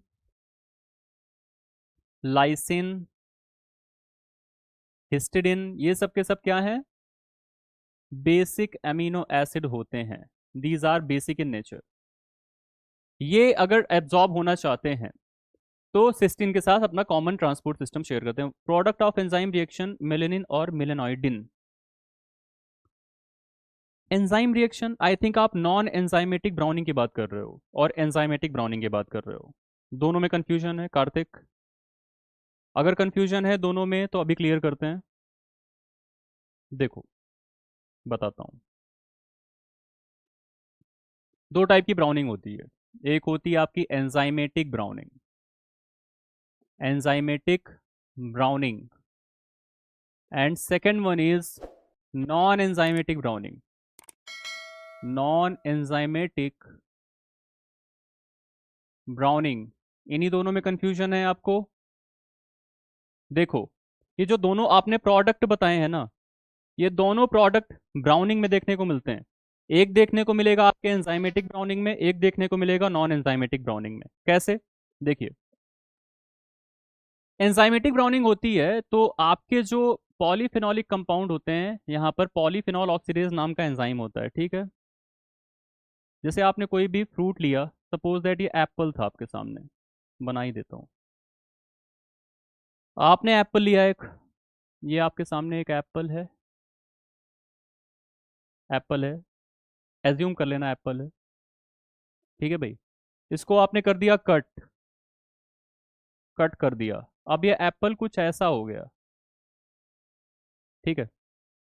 इसके ऊपर से ऑक्सीजन एक्ट करेगी, O2 इसके ऊपर एक्ट करेगी, ठीक है। O2 इसके ऊपर एक्ट करी, इसको आपने कट कर दिया तो O2 जैसे ही इसके ऊपर एक्ट कर देती है, यहां पर पॉलीफिनोलिक कंपाउंड्स कुछ होते हैं, जैसे कि पॉलीफिनॉल ऑक्सीडेज। कौन सा एंजाइम है? Polyphenol oxidase. ये क्या करता है? ये इस कट फ्रूट को ब्राउन करा देता है, लेकिन सिर्फ और सिर्फ तभी जब ऑक्सीजन की प्रेजेंस होगी। तो यहां पर पॉलीफिनोलिक कंपाउंड जो होते हैं, पॉलीफिनॉल ऑक्सीडेज, वो एक टाइप का एंजाइम है जो कि इसके ऊपर एक्ट किया और इसको ब्राउन कर दिया। तो ये क्या हो गया भाई? अब ब्राउन हो गया, ये अब ब्राउन हो जाता है, ठीक है। तो इस पर्टिकुलर ब्राउनिंग को एंजाइमेटिक ब्राउनिंग कहते हैं। और ये जो ब्राउन कलर का पिगमेंट आपको देखने को मिल रहा है ना, ब्राउन पिगमेंट जो आपको देखने को मिल रहा है, इट इज मेलेनिन। क्या है भाई? ये मेलेनिन है। अगर आपसे क्वेश्चन पूछा जाता है कि एंजाइमेटिक ब्राउनिंग में फाइनल प्रोडक्ट जो आपको देखने को मिलता है, उसका नाम बताओ, मेलेनिन है। किस वजह से एंजाइमेटिक ब्राउनिंग में ब्राउन कलर डेवलप होता है? मेलेनिन की वजह से एंजाइमेटिक ब्राउनिंग में ब्राउन कलर डेवलप होता है। क्लियर? तो मेलेनिन आपके एंजाइमेटिक ब्राउनिंग में देखने को मिलेगा। नॉन एंजाइमेटिक ब्राउनिंग अलग ही होती है। नॉन एंजाइमेटिक ब्राउनिंग में आप कैरेमलाइजेशन और मलाड रिएक्शन जैसी रिएक्शंस को पढ़ते हो। अभी फिलहाल हम दोनों के बारे में बात नहीं कर सकते, इतना टाइम नहीं है फिलहाल, तब भी बात कर लेते हैं थोड़ा बहुत। कैरेमलाइजेशन और मलाड रिएक्शन, सब कुछ आपको पढ़ाया है। फूड केमिस्ट्री के लेक्चर्स अगर आपको याद होते तो सारी चीज़ें क्लियर होती। कैरेमलाइजेशन में क्या होता है? बेसिकली जो शुगर होता है, इसको हीट ट्रीटमेंट दिया जाता है। चीनी लिया आपने, पैन पे रखा, पानी नहीं डालना है, चीनी लिया, पैन पे रख दिया, पैन को गर्म कर दिया, क्या होगा? चीनी मेल्ट कर जाएगी। चीनी मेल्ट करेगी तो कुछ देर बाद अगर आप देखोगे तो ट्रांसपेरेंट सा स्ट्रक्चर आ जाएगा, थोड़े थोड़े से आपको उसके अंदर से बबल्स देखने को मिलेंगे। अभी भी आप गर्म कर रहे हो, चीनी अभी भी गर्म हो रही है, मेल्टेड फॉर्म ऑफ शुगर अभी भी गर्म हो रही है। फाइनली वो ब्राउन कलर में कन्वर्ट हो जाएगी। तो वो जो ब्राउन कलर आपको देखने को मिल रहा है, it is due to the caramelization. और वहां जो पिगमेंट्स बने हैं ब्राउन कलर के, वो कैरेमेलिन, कैरेमिलिन और कैरेमिलीन की वजह से हैं। तो यहां पर शुगर को हीट किया आपने, तो ये ब्राउन कलर के कैरेमल में कन्वर्ट हो गई, कैरेमल में, ठीक है भाई। और यहां पर जो आपके ब्राउन कलर के कंपाउंड्स हैं ना, वो क्या होंगे? कैरेमेलिन, कैरेमेलिन या फिर कैरेमेलीन। क्लियर? ये एक टाइप का नॉन एंजाइमेटिक ब्राउनिंग हुआ। Second type of non enzymatic browning है आपकी मलाड रिएक्शन। मलाड रिएक्शन में क्या होता है? जब reducing sugar plus amino acids आपस में रिएक्ट करती हैं, क्या हुआ यहां पर? Reducing sugar reacts with amino acid, reacts with amino acid, तब बहुत सारे प्रोडक्ट का फॉर्मेशन होता है। पहले ग्लाइकोसिलामीन का फॉर्मेशन होता है, फिर कीटोसामीन का फॉर्मेशन होता है, एक एमेडोरी रीअरेंजमेंट रिएक्शन चलती है, और फाइनली आपको कुछ ब्राउन कलर के पिगमेंट्स देखने को मिलते हैं, जो कि होते हैं आपके मेलेनॉइडेंस। मेलेनॉइडेंस, ठीक है भाई। ये क्या है? ये ब्राउनिंग के लिए जो पिगमेंट हैं वो हैं। तो मैं यहां पर जो ये ब्राउन कलर से लिखा हूं ना, या चॉकलेट कलर से, या जो भी कलर आपको दिख रहा हो, तो ये क्या है? पिगमेंट्स हैं, ठीक है। यहां पर ब्राउन पिगमेंट जो बना था, मेलेनिन था एंजाइमेटिक ब्राउनिंग में। यहां पर जो आपका पिगमेंट है, लिख देता हूं, यहां पर पिगमेंट्स हैं वो ये हैं और ये हैं। आपके मलाड रिएक्शन के केस में ये हैं, कैरेमलाइजेशन के केस में ये हैं। What is the reason behind unavailability of genetically modified rice in market? देखो, जेनेटिक जो मॉडिफिकेशन किया जा रहा है, वो ना अभी पूरी तरह से इस पे बहुत सारे केसेस चल रहे हैं आपके कोर्ट्स के अंदर। ठीक है, जेनेटिकली मॉडिफाइड क्रॉप्स के ऊपर। हाँ, जेनेटिकली मॉडिफाइड क्रॉप के ऊपर केसेस चल रहे हैं, इस वजह से हमको बहुत ज़्यादा जेनेटिकली मॉडिफाइड क्रॉप्स अभी भी देखने को नहीं मिलते हैं।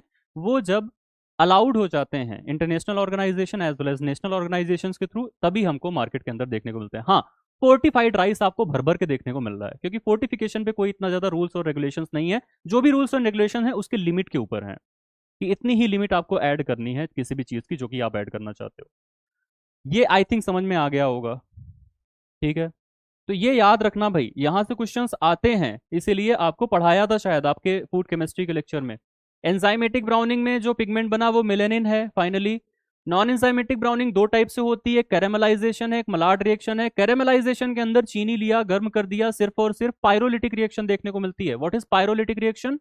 जहां सिर्फ टेम्परेचर का इन्वॉल्वमेंट हो रहा है, टेम्परेचर और शुगर। ठीक है, नॉन एंजाइमेटिक ब्राउनिंग का जो सेकंड पोर्शन था, मलाड रिएक्शन था, वहां पर आपने रिड्यूसिंग शुगर। भाई रिड्यूसिंग शुगर याद रखना, रिड्यूसिंग शुगर क्या होते हैं? सारे मोनोसैकेराइड्स और कुछ डाइसैकेराइड्स, जैसे आपके ग्लूकोज हैं, फ्रक्टोज हैं, गैलेक्टोज हैं, ऑल आर रिड्यूसिंग। ठीक है, और आपके माल्टोज हैं, it is also a reducing sugar. तो ये जो रिड्यूसिंग शुगर होती हैं, वो जब एमिनो एसिड के साथ कंबाइन करती हैं, तब ये आपको ब्राउन कलर का पिगमेंट बना करके देती हैं, that is known as melanoidin. Clear हुआ? यहाँ मेलेनॉइडिन का फॉर्मेशन हुआ मलाड रिएक्शन में, कैरेमलाइजेशन में कैरेमेलिन, कैरेमेलिन, कैरेमेलिन का फॉर्मेशन हुआ, और आपके मेलेनिन का फॉर्मेशन एंजाइमेटिक ब्राउनिंग में हुआ। ठीक है, याद रखना, यहाँ से क्वेश्चन आते हैं। चलो, यहाँ तक पहुंच गए थे। अगला क्वेश्चन आपके सामने है, क्वेश्चन नंबर 23। यहाँ पे कह रहा है कि which of the following protein is least digestible? सबसे लीस्ट डाइजेस्टेबल प्रोटीन यहाँ पर कौन सी है? Egg protein, oat protein, milk protein, या फिर meat protein? What are Amadori compounds in Maillard reaction? Saksham, मैंने कहा था ना कि जब आपका एमिनो एसिड रिड्यूसिंग शुगर के साथ कंबाइन करता है ना, तो बनाता है ग्लाइकोसिल अमीन। अब ये ग्लाइकोसिल अमीन होता है अनस्टेबल, तो इससे बनता है हमारा फिर कीटोसामीन। क्लियर? तो ये जो आपके कंपाउंड्स चेंज हो रहे हैं ना, ग्लाइकोसिल अमीन बना, फिर उससे कीटोसामीन बना, और स्टेबल कंपाउंड बना, फिर अभी भी अनस्टेबल था तो मिलेनॉइडिन्स का फॉर्मेशन कर दिया। तो ये जो कंपाउंड्स का चेंजिंग देख रहे हो ना आप, फंक्शनल ग्रुप के चेंजेस देखने को आपको मिल रहे हैं, मतलब एक फंक्शनल ग्रुप से दूसरा फंक्शनल ग्रुप आपको देखने को मिल रहा है, इसी को हम लोग बोलते हैं एमेडोरी रीअरेंजमेंट। क्लियर?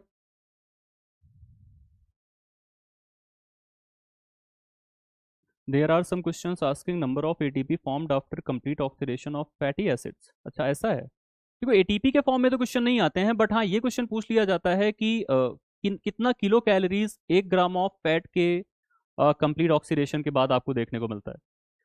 देखो, इतना डीप में हमको नहीं जाना है। देखो, हम पढ़ाने को तो पढ़ा सकते हैं कि कितना आपके फैटी एसिड जब होंगे, वो जब भी बेसिकली ऑक्सीडाइज होंगे, तो कितना अमाउंट ऑफ एटीपी का फॉर्मेशन करेंगे, बट बहुत ज़्यादा डीप में जाने की ज़रूरत नहीं है। आपके सिलेबस के अकॉर्डिंगली जितना आपको ज़रूरत है उतना हम बता रहे हैं आपको, क्योंकि पूछेगा तो इसी से। इतना डीप में आई थिंक सो कि नहीं जाएगा। ठीक है, जब भी मेटाबॉलिज्म से क्वेश्चन आता है, एटीपी के फॉर्म में क्वेश्चन आता है, तो ज्यादातर चांसेस ऐसे होते हैं कि आपको सिर्फ और सिर्फ कार्बोहाइड्रेट से ही पूछता है, ग्लूकोज से ही पूछता है, बाकी पूछता नहीं है। ठीक है, इस वजह से हम लोग बहुत डीप में नहीं जा रहे हैं। हाँ, आगे चल के अगर कोई ऐसे एग्जाम्स होंगे जैसे कि एएसआरबी नेट वगैरह है, वहां पर हमको थोड़ा सा डीप में जाना पड़ता है। अभी फिलहाल आपके सीएफटीआरआई में ऐसे क्वेश्चंस नहीं आएंगे। ठीक? क्लियर? चलिए, क्वेश्चन नंबर 23 का आप लोग बता रहे हो बी। हाँ बिल्कुल सही है, option number B, that is oat protein. Oats जो कि एक टाइप का क्या है भाई? मिलेट है। मिलेट है ना? मिलेट है, एवेना सटाइवा। एवेना सटाइवा ही होता है आई थिंक। तो ओट्स जो है मिलेट है, मिलेट है तो क्या है? ये प्लांट प्रोटीन है। बाकी के क्या है? एनिमल प्रोटीन है। Egg protein animal protein, milk protein animal protein, meat protein is also animal protein. तो एनिमल प्रोटीन्स जो होते हैं उनकी डाइजेस्टिबिलिटी अच्छी होती है as compare to plant protein. इसी वजह से उनकी बायोलॉजिकल वैल्यू भी ज्यादा अच्छे से देखने को मिलती है as compare to plant protein. Clear है भाई? चलिए, अगला क्वेश्चन है, which cooking method typically improves protein digestibility? अगर आपको प्रोटीन की डाइजेस्टिबिलिटी को इंप्रूव करना है तो कौन से मेथड का को अपनाओगे? Options are deep frying, grilling, dry roasting, moist heat roasting. अच्छा, इन सब में ना आपको डिफरेंस भी पता होना चाहिए। डीप फ्राइंग मतलब यहाँ पर ऑयल का अमाउंट ज्यादा होता है, ऑयल में डिप कर देते हैं हम किसी भी चीज को, और उसके बाद इसमें फ्राइंग करते हैं। ठीक है। ग्रिलिंग, ग्रिलिंग में हम लोग क्या करते हैं कि पैन पे रख के या फिर ग्रिल्स पे रख के इसको टोस्ट करते हैं, ठीक है। ड्राई रोस्टिंग में हम लोग क्या करते हैं, पैन पर ही रख के विदाउट यूजिंग ऑयल, यहां पर ऑयल नहीं यूज करेंगे, विदाउट यूजिंग ऑयल इसको क्या करते हैं, हीट करते हैं। मॉइस्ट हीट कुकिंग तो पता ही है, जो प्रेशर कुकर में जितनी आप कुकिंग करते हो ना वो मॉइस्ट हीट वाली है, या फिर जो इडली बनाते हो या फिर जो ढोकले बनाते हो ये सब मॉइस्ट हीटिंग है, ठीक है। हाँ बिल्कुल सही है, option number D that is moist heat cooking. ये जब आप करोगे तो प्रोटीन की डाइजेस्टिबिलिटी सबसे ज्यादा अच्छे से इंप्रूव होगी, कम से कम समय में प्रोटीन डाइजेस्ट हो जाएगा। तो ऐसे क्वेश्चंस पूछा जा सकता है कि आपके पास चना है, चना को रोस्ट किया गया, रोस्ट करके आपको दिया गया खाने को, और उसी चने को आपको दाल बना करके दी गई, तो किसकी डाइजेस्टिबिलिटी अच्छी होगी? तो जाहिर सी बात है जो दाल है आपकी चने की उसकी डाइजेस्टिबिलिटी अच्छी होगी, क्योंकि यहां पर हमने मॉइस्ट हीट कुकिंग कराई है। क्लियर है? या ढोकला बना दोगे उसका तब भी यही होगा। अगला क्वेश्चन है, what is the end product of deamination that is excreted from the body? Deamination जब होता है तो उसका एंड प्रोडक्ट क्या होता है जो कि हमारी बॉडी से बाहर निकलता है? Options are ammonia, creatinine, nitric oxide या फिर यूरिया। भाई भागो नहीं, फिर देखो आप लोग भागना शुरू कर दिए। इससे भी कम क्वेश्चन बचे हैं, 24 क्वेश्चन और हैं इसके बाद, जल्दी जल्दी हम कर लेते हैं, उसके बाद आप भी छुट्टी, हमारी भी छुट्टी, ठीक है। अभी थोड़े से क्वेश्चंस हैं, जल्दी से कर लेते हैं, उसके बाद आप लोग जाना, थोड़ा सब्र रखिए। और डी आ रहा है कुछ लोगों का आंसर, कुछ लोगों का अमोनिया आ रहा है, ठीक है भाई। चलिए, देखिए अमोनिया अगर आपका आंसर आ रहा है तो अमोनिया के बारे में मैंने बताया था कि ये जो अमोनिया होता है ना वो पहले यूरिया में कन्वर्ट होता है, ठीक है। हमारी body ammonia as it is excrete नहीं करती है, हमारी बॉडी क्या एक्सक्रेट करती है? यूरिन के फॉर्म में यूरिया को एक्सक्रेट करती है। तो अमोनिया बनता तो है बट अमोनिया से फॉर्म होता है यूरिया, ठीक है। अमोनिया से बनता है यूरिया, और ये यूरिया जो है आपके बॉडी से बाहर निकल जाता है वाया यूरिन, ठीक है भाई। यूरिन के फॉर्म में आपकी बॉडी से बाहर निकल जाता है। तो अमोनिया पहले कन्वर्ट होता है यूरिया में, यूरिया आपके बॉडी से बाहर निकलता है यूरिन के फॉर्म में। Clear? Option number D will be the correct answer. अगला क्वेश्चन है, which of the following is not a function of amino acid carbon skeleton? Amino acid में जब NH2 ग्रुप बाहर निकल जाता है तो कार्बन स्केलेटन आपके पास बचता है, वो अलग अलग टाइप के फंक्शन को परफॉर्म करता है आपकी बॉडी के अंदर। इनमें से कौन सा ऐसा फंक्शन है जो कि नहीं परफॉर्म करता? वो first one is stored as glycogen, second one is nucleic acid synthesis, third one is energy production via tricarboxylic acid cycle, fourth one is formation of purines and pyrimidine.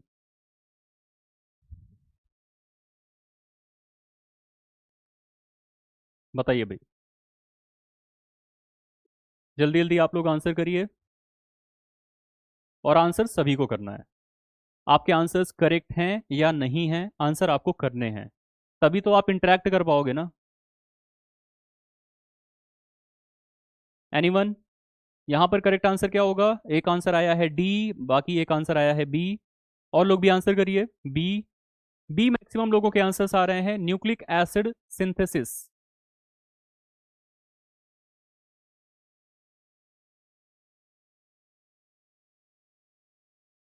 B answer होगा। देखिए,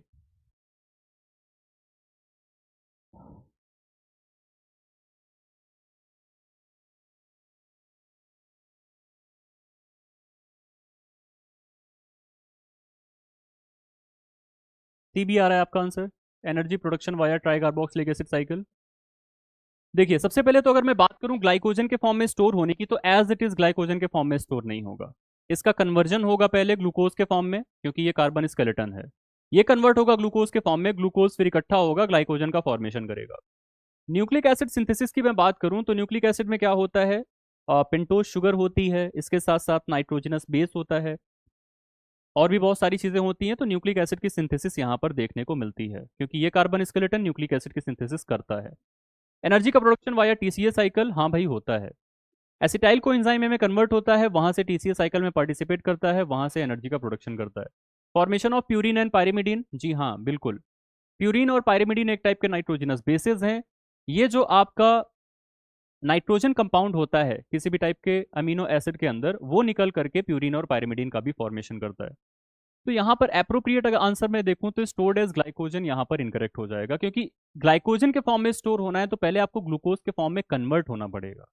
आपने नहीं बोला कि first it will be converted into glucose then it will be stored as glycogen. और जरूरी नहीं कि ग्लाइकोजन के फॉर्म में स्टोर्ड ही हो, ग्लूकोज की जरूरत है बॉडी को तो ग्लूकोज ऑक्सीडाइज भी हो सकता है। तो here the correct answer will be option number A, that is stored as glycogen. ठीक है, चलिए आगे चलते हैं। अगला क्वेश्चन है, what is the carbon chain length of butyric acid? Butyric acid में कितने नंबर ऑफ कार्बन होते हैं, 6, 4, 8 या फिर 10? बताइए ब्यूटारिक एसिड। फिर आप लोग भागना शुरू कर दिए।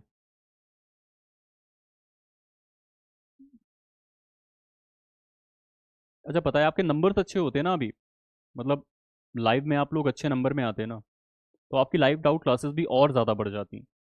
बट ऐसे क्या होता है ना, फिर बोरिंग होने लगता है, फिर टीचर भी आता है तो कहता है कि यार एक दो चार बच्चे, छः बच्चे, अब इतने बच्चों में कौन ही मतलब इंटरेस्ट नहीं लेता है ना। इसलिए मैं कहता हूँ कि आप लोग लगातार बने रहा करो। Option number B will be the correct answer here, C4। देखो 4 कार्बन यहाँ पर आपको देखने को मिलता है ब्यूटारिक एसिड में, एक टाइप का शॉर्ट चेन फैटी एसिड है, C4 होता है, और यहाँ पर 0 डबल बॉन्ड्स होते हैं। ठीक है, एक भी डबल बॉन्ड नहीं होता है, सैचुरेटेड होता है ये। ठीक है, 4 कार्बन कंटेनिंग कंपाउंड है, शॉर्ट चेन है, शॉर्ट चेन। चलिए अगला क्वेश्चन है, which of the following is a medium chain fatty acid? इनमें से मीडियम चेन फैटी एसिड कौन सा है? Option are stearic acid, myristic acid, caproic acid या फिर पामिटिक एसिड। बताइए। देखो हमारा जो मेन एम था ना इस बार, अभी भी है फिलहाल, कि मैक्सिमम टू मैक्सिमम सिलेक्शंस हों आपके बैच से, मैक्सिमम टू मैक्सिमम। अब जितने भी लोग कंसिस्टेंसी के साथ पढ़ाई कर रहे हो उनको मैं दोबारा से बोल रहा हूँ कि आप लोग जैसी पढ़ाई कर रहे हो वैसे ही करते रहो, अच्छे से रिवीजन करिए, अच्छे से पढ़ाई करिए। अभी भी जितने दिन बचे हैं उनको अगर आपने यूटिलाइज कर लिया, 5 to 6 आवर्स का अगर आपने स्टडी टाइम दिया है, और 7 सब्जेक्ट्स ऐसे हैं या 6 to 7 सब्जेक्ट्स ऐसे हैं जिन पे आपकी कमांड हो गई है, तो सिलेक्शन आपका हो जाएगा। बहुत हार्ड क्वेश्चंस देखने को नहीं मिलेंगे, बहुत ही इजी क्वेश्चंस आपके एग्जाम के अंदर देखने को मिलेंगे। ठीक है भाई। तो इनमें से मीडियम चेन फैटी एसिड के बारे में आपसे पूछा है भाई, मीडियम चेन फैटी एसिड इनमें से कौन सा होगा? एक आंसर आया है, बाकी लोग भी आंसर करिए।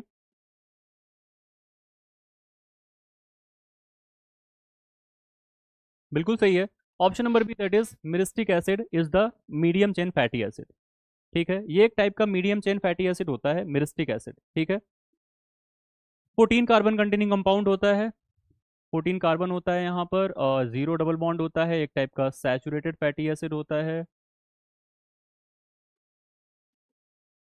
और कैसा है ये? मीडियम चेन है। कैसा है? मीडियम चेन है। ठीक है, क्लियर। बाकी तो जो यहाँ पर आपको देखने को मिल रहे हैं, stearic, palmitic, caproic, these are long chain fatty acid. Clear. चलिए अगला क्वेश्चन है, the main site for lipid digestion in the human bodies? Lipid का डाइजेशन जो होता है उसकी मेन साइट क्या है ह्यूमन बॉडी के अंदर? Option are mouth, stomach, large intestine या फिर small intestine. What is the main site for the digestion of lipid in human body?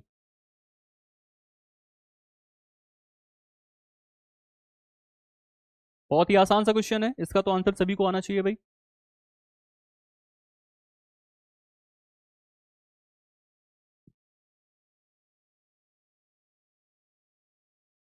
एक आंसर आया है डी, दो आंसर्स आ गए डी।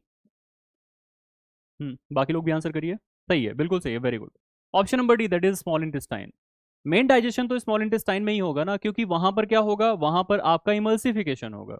इमल्सिफिकेशन होगा तो फिर उसके साथ साथ हाइड्रोलिसिस होगी। इमल्सिफिकेशन कराएगा बाइल, आकर के तोड़ेगा बड़ी ड्रॉपलेट ऑफ लिपिड को छोटी छोटी ड्रॉपलेट्स में, फिर उस पर हाइड्रोलिसिस होगी, यानी जो लाइपेज है वो आकर के एक्ट करेगा, पेनक्रियाटिक लाइपेज, वहीं पर इसका डाइजेशन अच्छे से होता है। क्लियर। अगला क्वेश्चन है, pancreatic lipase act on triglycerides to form? जब पैनक्रियाटिक लाइपेज ट्राइग्लिसराइड्स के ऊपर एक्ट करता है तो उससे क्या बनता है? Polysaccharides, monoglycerides and free fatty acid, glycerol only या फिर free fatty acid only?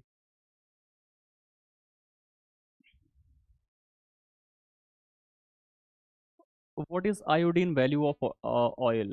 Iodine value is a kind of value जो कि आपकी प्योरिटी ऑफ ऑयल को डिटरमाइन करती है, देखो ऐसे तो ये फूड टेस्टिंग एंड एनालिसिस का पोर्शन है। आयोडीन वैल्यू, सपोनिफिकेशन वैल्यू, ये सब ऑयल कितना प्योर है इसको डिटरमाइन करने के लिए पूछा जाता है, उसमें कितना amount of free fatty acid है इसको डिटरमाइन करने के लिए पूछा जाता है। आपको इसको मैं नेक्स्ट क्लास में एक्सप्लेन कर सकता हूँ, अगली डाउट क्लास जो होगी उसके अंदर मैं आपको आयोडीन वैल्यू एक्सप्लेन कर सकता हूँ। वैसे तो ये पोर्शन है आपके फूड टेस्टिंग एंड एनालिसिस का, आपके सिलेबस के अंदर आई थिंक नहीं है, आई थिंक नहीं है आपके सिलेबस के अंदर। फिर भी अगले डाउट सेशन के अंदर मैं इसको आपको एक्सप्लेन करके दे दूंगा आयोडीन वैल्यू, ठीक है। चलिए, तो यहाँ पर आपने बिल्कुल सही आंसर किया है भाई, option number B, that is monoglycerides and free fatty acid. जब आपका ट्राइग्लिसराइड टूटता है तो ट्राइग्लिसराइड के पास 3 फैटी एसिड, एक ग्लिसरॉल होता है, 2 फैटी एसिड अलग अलग हो जाते हैं और एक मोनोग्लिसराइड का फॉर्मेशन हो जाता है। तो मोनोग्लिसराइड्स प्लस फैटी एसिड का फॉर्मेशन यहाँ पर होता है जब लिपिड्स का या ट्राइग्लिसराइड्स का डाइजेशन होता है, ठीक है। चलिए, अगला क्वेश्चन है, what is the primary role of micelles in fat digestion. Micelle का फॉर्मेशन जब होता है फैट के डाइजेशन में तो इसका रोल क्या होता है। Transporting digested lipid to intestinal cell, second one is protein digestion, third one is enzyme secretion, fourth one is forming chylomicron, ठीक है। बताइए भाई, बताइए, primary roles of micelle in fat digestion. A, transporting digested lipid to intestinal cell, बाकी लोग भी answer करिए, ए आ रहा है सभी का। चलिए, बहुत बढ़िया, option number A will be the correct answer. Digested lipid को इंटेस्टाइनल सेल तक ले जाने का काम करता है आपका मिसल्स, इसी वजह से जो आपके छोटे छोटे ड्रॉपलेट्स होते हैं वो इकट्ठा होकर के मिसल्स का फॉर्मेशन करते हैं और इंटेस्टाइनल सेल तक पहुंचते हैं, ठीक है भाई। चलिए, अगला क्वेश्चन है, which of the following oil is a good source of oleic acid. Oleic acid का अच्छा सोर्स कौन सा ऑयल है, इंपॉर्टेंट क्वेश्चन है, ऐसे क्वेश्चंस पूछे जा सकते हैं एग्जाम के अंदर। Options are flax seed oil, coconut oil, olive oil या फिर सोयाबीन ऑयल।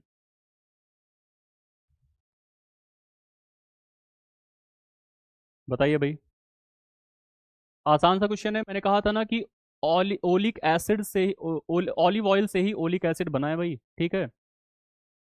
ऑलिव से ही ओलिक एसिड बना है, इस वजह से इसका करेक्ट आंसर क्या हो जाएगा, option number C, that is olive oil. Clear, olive oil will be the correct answer here. अगला क्वेश्चन है, why do lipids require special transport proteins like lipoproteins in the blood. अभी शुरुआत में किसी का क्वेश्चन था ना, क्वेरी थी ना कि आपका कोलेस्ट्रॉल से रिलेटेड जो चीज़ें थी वो नहीं समझ में आई, अभी समझ में आएंगी आगे, ठीक है। यहाँ पर पूछ रहा है कि लिपिड्स जो होते हैं वो कुछ स्पेशल ट्रांसपोर्ट प्रोटीन्स की रिक्वायरमेंट क्यों करते हैं, जैसे कि लाइपोप्रोटीन्स हैं, उनको उनकी रिक्वायरमेंट क्यों होती है। Options are, because they are heavy, second one is because they are large molecules, third one is because they are broken down too fast, fourth one is because they are insoluble in water।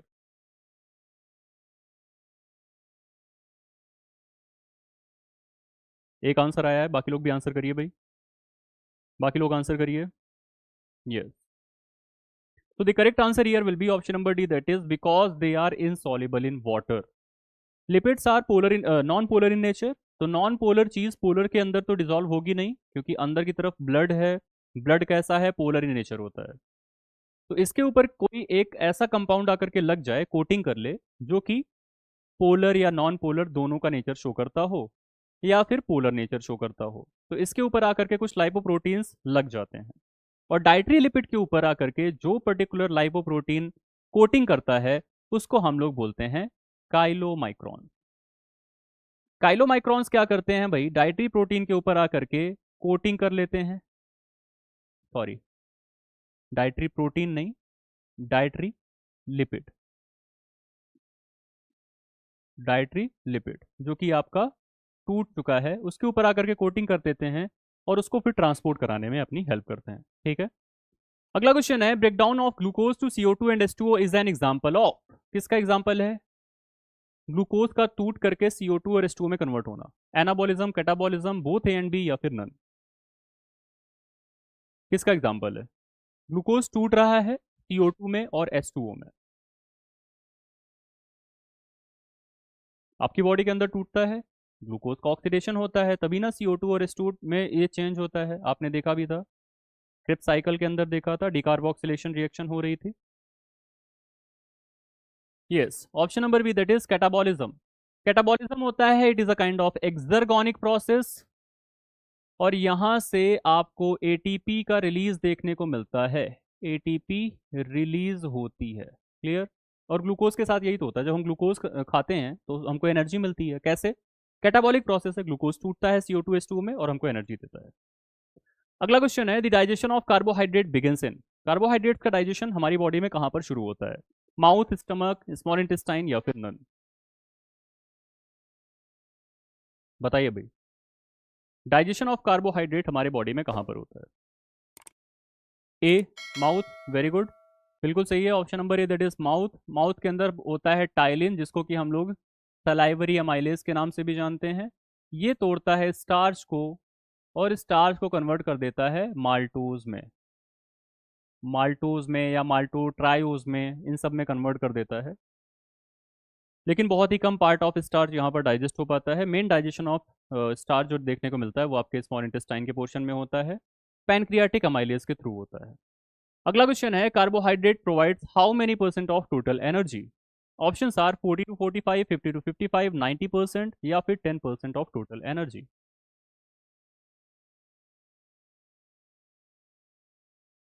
Important question है, ये new dietary guideline के through अभी change किया जा चुका है। पहले इसकी वैल्यू ज़्यादा हुआ करती थी, अभी इसकी वैल्यू थोड़ा सा कम हो गई है। बताइए आप लोग, और लोग आंसर करिए। एक आंसर आया है, यस यस यस, करेक्ट। तो option number B, that is 50 to 55% of total energy यहाँ पर हमको मिलती है कार्बोहाइड्रेट से। पहले ये वैल्यू हुआ करती थी, इनिशियली ये वैल्यू हुआ करती थी 60 to 70% ऑफ टोटल एनर्जी। अभी इसको न्यू डाइटरी गाइडलाइन के अंदर कम किया गया है। 50 to 55% of total calorific requirement हमें कार्बोहाइड्रेट से लेनी है। रेस्ट ऑफ द जो हमारी एनर्जी की रिक्वायरमेंट है वो हमें प्रोटीन और लिपिड से लेनी है। चलिए अगला क्वेश्चन है, vaccenic acid and elaidic acid is classified as mono unsaturated, poly unsaturated, saturated या फिर none of the above? Vaccenic acid as well as elaidic acid, बताइए भाई। ए सी, ए सी, बाकी लोग? ए। हाँ, vaccenic and elaidic acid are the example of mono unsaturated fatty acid. What is mono unsaturated fatty acid? Those kind of fatty acid in which there is only a single double bond in between carbon and carbon atom. तो यहाँ पर ये जो आपका वैक्सिनिक और इलाइडिक acid होते हैं, ये होते हैं आपके 18 कार्बन कंटेनिंग कंपाउंड, और यहाँ पर एक डबल बॉन्ड आपको देखने को मिलता है। And these are also a kind of trans fatty acid. Trans fatty acid ये होते हैं एक टाइप के, ठीक है, और मोनो अनसैचुरेटेड होते हैं, केवल और केवल एक पोजीशन पर डबल बॉन्ड है। Oleic acid is also a kind of mono unsaturated fatty acid, वहां से भी क्वेश्चन देखने को मिल जाता है आपके एग्जाम के अंदर। अगला क्वेश्चन है, which of the following are functions of carbohydrate? Source of energy, protein sparing action, conversion to fat या फिर ऑल ऑफ द अबव? पुराना क्वेश्चन है, रिपीटेड फॉर्म में पूछा जा सकता है आपसे एग्जाम के अंदर, तो याद रखना है। बताइए भाई, why are trans fatty acid considered as unhealthy? देखिए, जो आपके सिस फैटी एसिड्स होते हैं वो आपके जितने भी जनरली ऑयल्स होते हैं वो होते हैं, and these are polyunsaturated, ठीक है। ट्रांस फैटी एसिड जो होते हैं वो सेमी सॉलिड होते हैं, but these are also unsaturated. ये जो ट्रांस फैटी एसिड हैं आपके बॉडी के अंदर कोलेस्ट्रॉल को, वो भी बैड कोलेस्ट्रॉल को बढ़ाने का काम करते हैं आगे चल के। आप जितना ज्यादा ट्रांस फैटी एसिड का कंजम्पशन करोगे उतना ही ज्यादा बैड कोलेस्ट्रॉल आपके बॉडी के अंदर बनेगा, और जितना ज्यादा बैड कोलेस्ट्रॉल आपकी बॉडी के अंदर बनेगा उतना ही ज्यादा चांसेस हैं कार्डियोवैस्कुलर डिजीजेस के। Clear?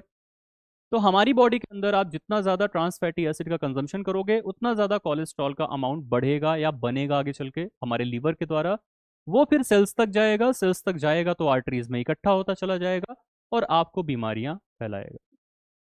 That's why these are considered as bad for our health. और इंडिया के अंदर तो इसको लगातार इसकी जो लिमिट है उसको कम भी किया जा रहा है, बहुत ही कम किया जा रहा है इंडिया के अंदर। चलिए, तो इसका आंसर बिल्कुल सही बताया आप लोगों ने, ऑल ऑफ दी अबव हो जाएगा। सोर्स ऑफ एनर्जी तो होता ही है, प्राइमरी सोर्स ऑफ एनर्जी है, 50 to 55% of total calorific requirement इससे चाहिए। प्रोटीन स्पैरिंग एक्शन मींस आपके बॉडी के अंदर प्रोटीन को ब्रेक डाउन होने से बचाने का काम करता है, कि प्रोटीन तुम मत टूटो, तुम एनर्जी के लिए मत अपने आप को यूटिलाइज कराओ, हम खुद यूटिलाइज हो जाते हैं। ऐसा क्यों करता है? क्योंकि प्रोटीन के जो फंक्शंस हैं ना वो बहुत ही ज़्यादा हैं, स्ट्रक्चरल रोल्स के मैं बारे में बात करूं, एज कम्पेयर टू कार्बोहाइड्रेट। दूसरी चीज़ की हम प्रोटीन का कंजम्पशन कम करते हैं। प्रोटीन के कंजम्पशन को कम कर रहे हो, स्ट्रक्चरल रोल ज़्यादा है भाई, आपकी बॉडी के अंदर मसल्स का डेवलपमेंट, आपकी बॉडी के अंदर हेयर्स का, नेल्स का, सबका डेवलपमेंट प्रोटीन ही करा रहा है। बहुत सारे हॉर्मोन्स का, बहुत सारे enzymes, all enzymes are protein except one. ठीक है, तो प्रोटीन को बचा के रखने का काम करता है। Fourth one is third one is conversion to fat. Excess carbohydrate पहले ग्लाइकोजन में कन्वर्ट होता है, फिर और एक्सेस होता है तो फैटी एसिड में कन्वर्ट होने लगता है। ठीक है, अगला क्वेश्चन है, what is the reversal of glycolysis? Gluconeogenesis, glycogenesis, glycogenolysis, या फिर ऑल ऑफ द अबव? बताइए भाई। चलिए, तो इसको हम लोगों ने पढ़ा भी था कि ग्लाइकोलिसिस का जो रिवर्सल होता है इट इज ग्लूकोनियोजेनेसिस। तो ग्लूकोनियोजेनेसिस जिन्होंने बताया बिल्कुल सही है आपका answer. Gluconeogenesis means new glucose का फॉर्मेशन, किसके थ्रू? नॉन कार्बोहाइड्रेट सबस्ट्रेट्स के थ्रू। नॉन कार्बोहाइड्रेट सबस्ट्रेट होते हैं आपके पायरुवेट, आपके लैक्टेट। तो भाई हमने ग्लाइकोलिसिस में क्या देखा था? ग्लाइकोलिसिस में क्या हो रहा था? ग्लूकोज से बन रहा था पायरुवेट या पायरुविक एसिड। यहां पर क्या होगा, इस वाली प्रोसेस में पायरुवेट से बनने लगेगा glucose, that is gluconeogenesis. Non carbohydrate dietary substrate है, नॉन कार्बोहाइड्रेट सबस्ट्रेट है बेसिकली पायरुवेट, उससे बनने लगा ग्लूकोज। तो इसको हम कह दिए रिवर्सल ऑफ ग्लाइकोलिसिस। ठीक है भाई, याद रखना।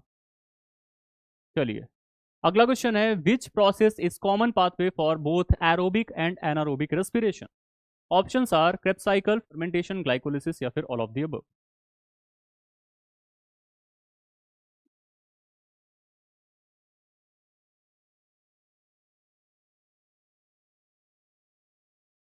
बताइए भाई जल्दी से, तो फिर आगे की तरफ प्रोसीड करते हैं।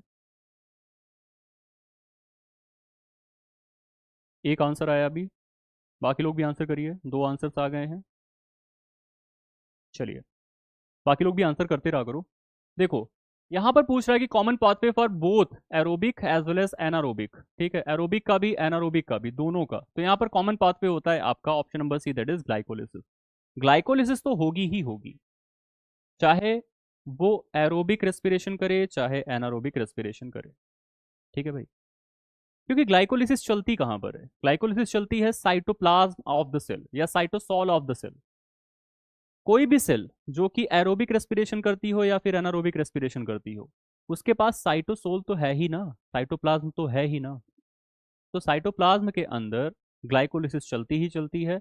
उसके बाद वो डिपेंड करता है कि आपके पास एरोबिक प्रोसेस के लिए डिफरेंट काइंड ऑफ ऑर्गन्स हैं या नहीं है। क्लियर? इसके ऊपर वो डिपेंड करता है, but glycolysis is the common pathway for both aerobic and anaerobic respiration. बहुत इंपॉर्टेंट क्वेश्चन है, कई बार पूछा भी गया है। अगला क्वेश्चन है, glucose shares transport system with. Glucose किसके साथ ट्रांसपोर्ट सिस्टम शेयर करता है? आई थिंक इसको हमने अभी पहले भी पूछा था आपसे। पोटेशियम, कैल्शियम, सोडियम, या फिर फॉस्फोरस? ग्लूकोज किसके साथ ट्रांसपोर्ट सिस्टम शेयर करता है? T, sodium. Yes, sodium is the correct answer. Sodium के साथ ट्रांसपोर्ट सिस्टम शो करता है ग्लूकोज। सोडियम के साथ ही ये अपने आप को क्या करता है? Sodium act as a vehicle, जो कि इसको अंदर तक ले जाके छोड़ करके आने का काम करता है, और सेल के अंदर तक ग्लूकोज को ले जाता है, फिर ये वापस लेकर के वापस आ जाता है सोडियम, क्योंकि ये एक्स्ट्रा सेलुलर कैटायन होता है, सेल के बाहर रहने वाला कैटायन है, लेकिन ग्लूकोज को अंदर लेकर के गया। एक्ट एज अ व्हीकल, क्यों अंदर गया? क्योंकि उसको एक फ्यूल मिल गया एटीपी नाम का, एटीपी ने धक्का दे दिया था। ठीक है, क्लियर? अगला क्वेश्चन है, the amino acid phenylalanine is non essential, simple, essential, none of the above? बताइए। फिनाइल एलानिन, ये जो ऑप्शंस आप सभी के आए हैं, पिछले वाले क्वेश्चन के हैं कि अभी वाले के हैं? अभी, हाँ, ये आप काम किया करो कि नंबर लिख दिया करो ना, question number. Hmm, correct. Option number C, that is essential amino acid. मैंने कहा था कि निमोनिक से एसेंशियल वाले को याद कर लेना, नॉन एसेंशियल अपने आप को आपको पता चल जाएगा। ठीक है, option number C, that is essential amino acid है, ये आपके बॉडी के अंदर चाहिए, क्योंकि इसके कोई प्रिकर्सर्स नहीं प्रेजेंट होते हमारी बॉडी के अंदर। अगला क्वेश्चन है, the proteolytic enzyme present in gastric juices. Gastric juice के अंदर जो प्रोटियोलिटिक एंजाइम यानी प्रोटीन को तोड़ने वाला एंजाइम होता है वो कौन सा होता है? टाइमोट्रिप्सिन, ट्रिप्सिन, पेप्सिन, या फिर ऑल ऑफ दी अबव? बताइए भाई। ठीक है, बढ़िया। Very good. Option number C will be the correct answer here. देखो तोड़ते तो दोनों भी हैं, ऊपर वाले भी ब्रेक डाउन करते हैं प्रोटीन का, but these are not present in gastric juice. We are talking about gastric juice. Gastric juice उसको कहते हैं जो कि आपके स्टमक में प्रेजेंट होता है। तो स्टमक के अंदर कौन सा एंजाइम होता है? पेप्सिन होता है। इसी वजह से यहाँ पर करेक्ट आंसर हो गया option number C, that is pepsin. तोड़ता तो ट्रिप्सिन और काइमोट्रिप्सिन भी है, but it is present in the intestinal portion. ठीक है, चलिए अगला क्वेश्चन है, glucose and fats are stored as potential energy in the amino acid, adipose tissue, oxygen या फिर कॉम्प्लेक्स सब्सटेंसेस। जल्दी जल्दी बताइए भाई। 44 पे हैं हम लोग, 49 हमारा लास्ट क्वेश्चन होने वाला है। बी,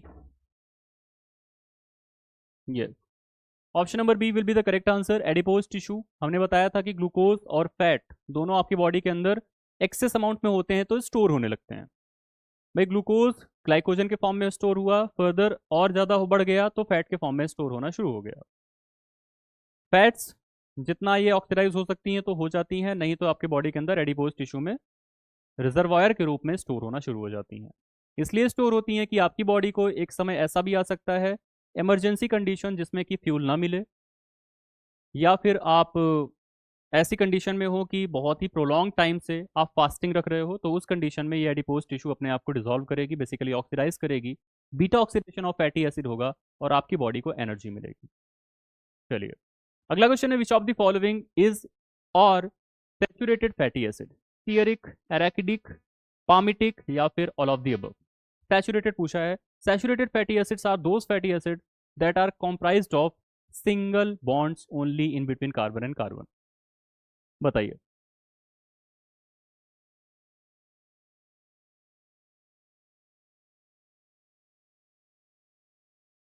बताइए भाई।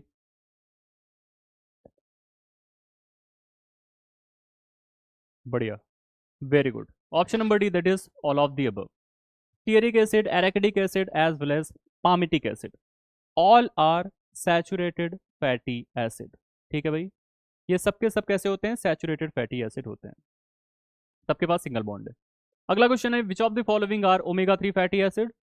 ALA that is alpha linolenic acid, EPA that is eicosapentaenoic acid, DHA that is docosahexaenoic acid या फिर ऑल ऑफ द अबव? हमने ओमेगा 3 पूछा है आपसे। ऐसे क्वेश्चंस आपके एग्जाम में पूछे जा सकते हैं, इंपॉर्टेंट है। All of the above correct. ALA, EPA and DHA all are omega 3 fatty acids. ठीक है भाई, सब ओमेगा 3 फैटी एसिड्स हैं और पॉली अनसैचुरेटेड फैटी एसिड्स हैं। ओमेगा 3 का मतलब होता है मिथाइल एंड से पहला जो डबल बॉन्ड है वो थर्ड पोजीशन पर है। ठीक है, PYQ, हाँ इसमें से बहुत सारे क्वेश्चंस PYQ थे, आपसे पूछे भी गए हैं। अगला क्वेश्चन है, काइलोमाइक्रॉन्स आर, काइलोमाइक्रॉन्स क्या होते हैं? लाइपेज, सुक्रेज, विटामिन B12 या फिर लाइपोप्रोटीन?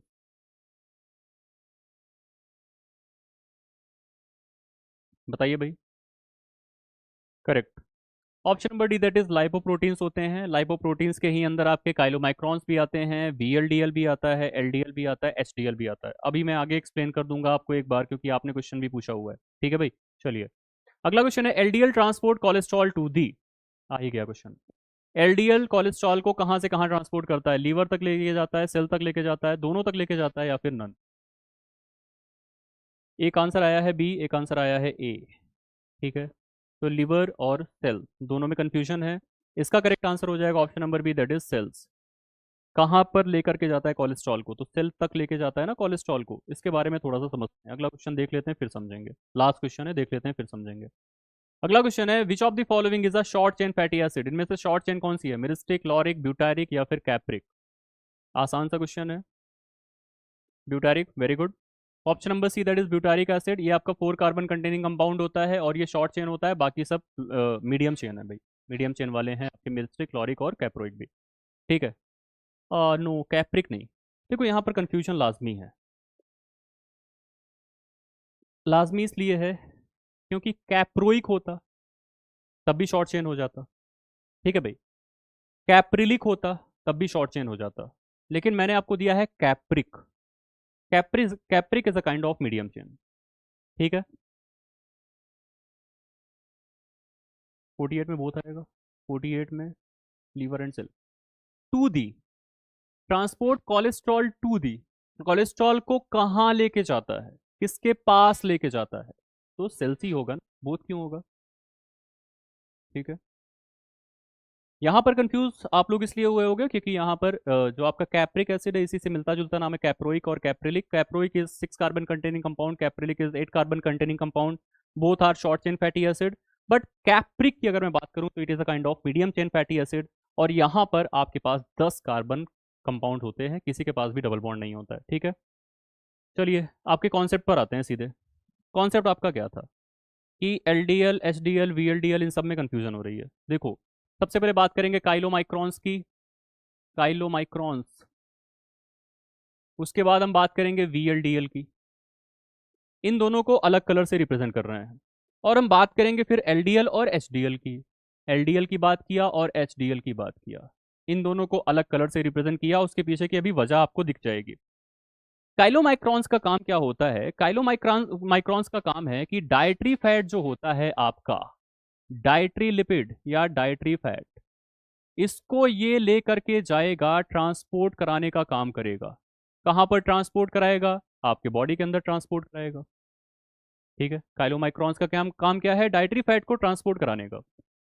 आगे बात करते हैं, वीएलडीएल का काम क्या होता है, ये जो आपके लिवर में, लिवर के अंदर ट्राइग्लिसराइड्स होते हैं, ट्राइग्लिसराइड्स ये फॉर्म होते हैं। लीवर में किसका फॉर्मेशन होता है, ट्राइग्लिसराइड्स का। अब आप पूछोगे कि लीवर में कहां से फैट का फॉर्मेशन हो गया, होता है भाई, आपने पढ़ा था ना कि एक्सेस अमाउंट ऑफ कार्बोहाइड्रेट को कंज्यूम करोगे तो फैट में कन्वर्ट हो जाएगा, हो तो रहा है कन्वर्ट। लीवर में भी ट्राइग्लिसराइड्स का फॉर्मेशन हो रहा है। इस ट्राइग्लिसराइड को, इस ट्राइग्लिसराइड को ट्रांसपोर्ट कराने का काम कौन करेगा, इस ट्राइग्लिसराइड को ट्रांसपोर्ट कराने का काम करेगा वीएलडीएल। किसके पास लेकर के जाएगा, सेल्स के पास लेकर के जाएगा। तो लीवर से सेल के पास लेकर के जा रहा है किसको भाई, लीवर से सेल तक लेकर के जा रहा है किसको, फैट को। लीवर से सेल तक लेकर के जा रहा है किसको, ट्राइग्लिसराइड्स को।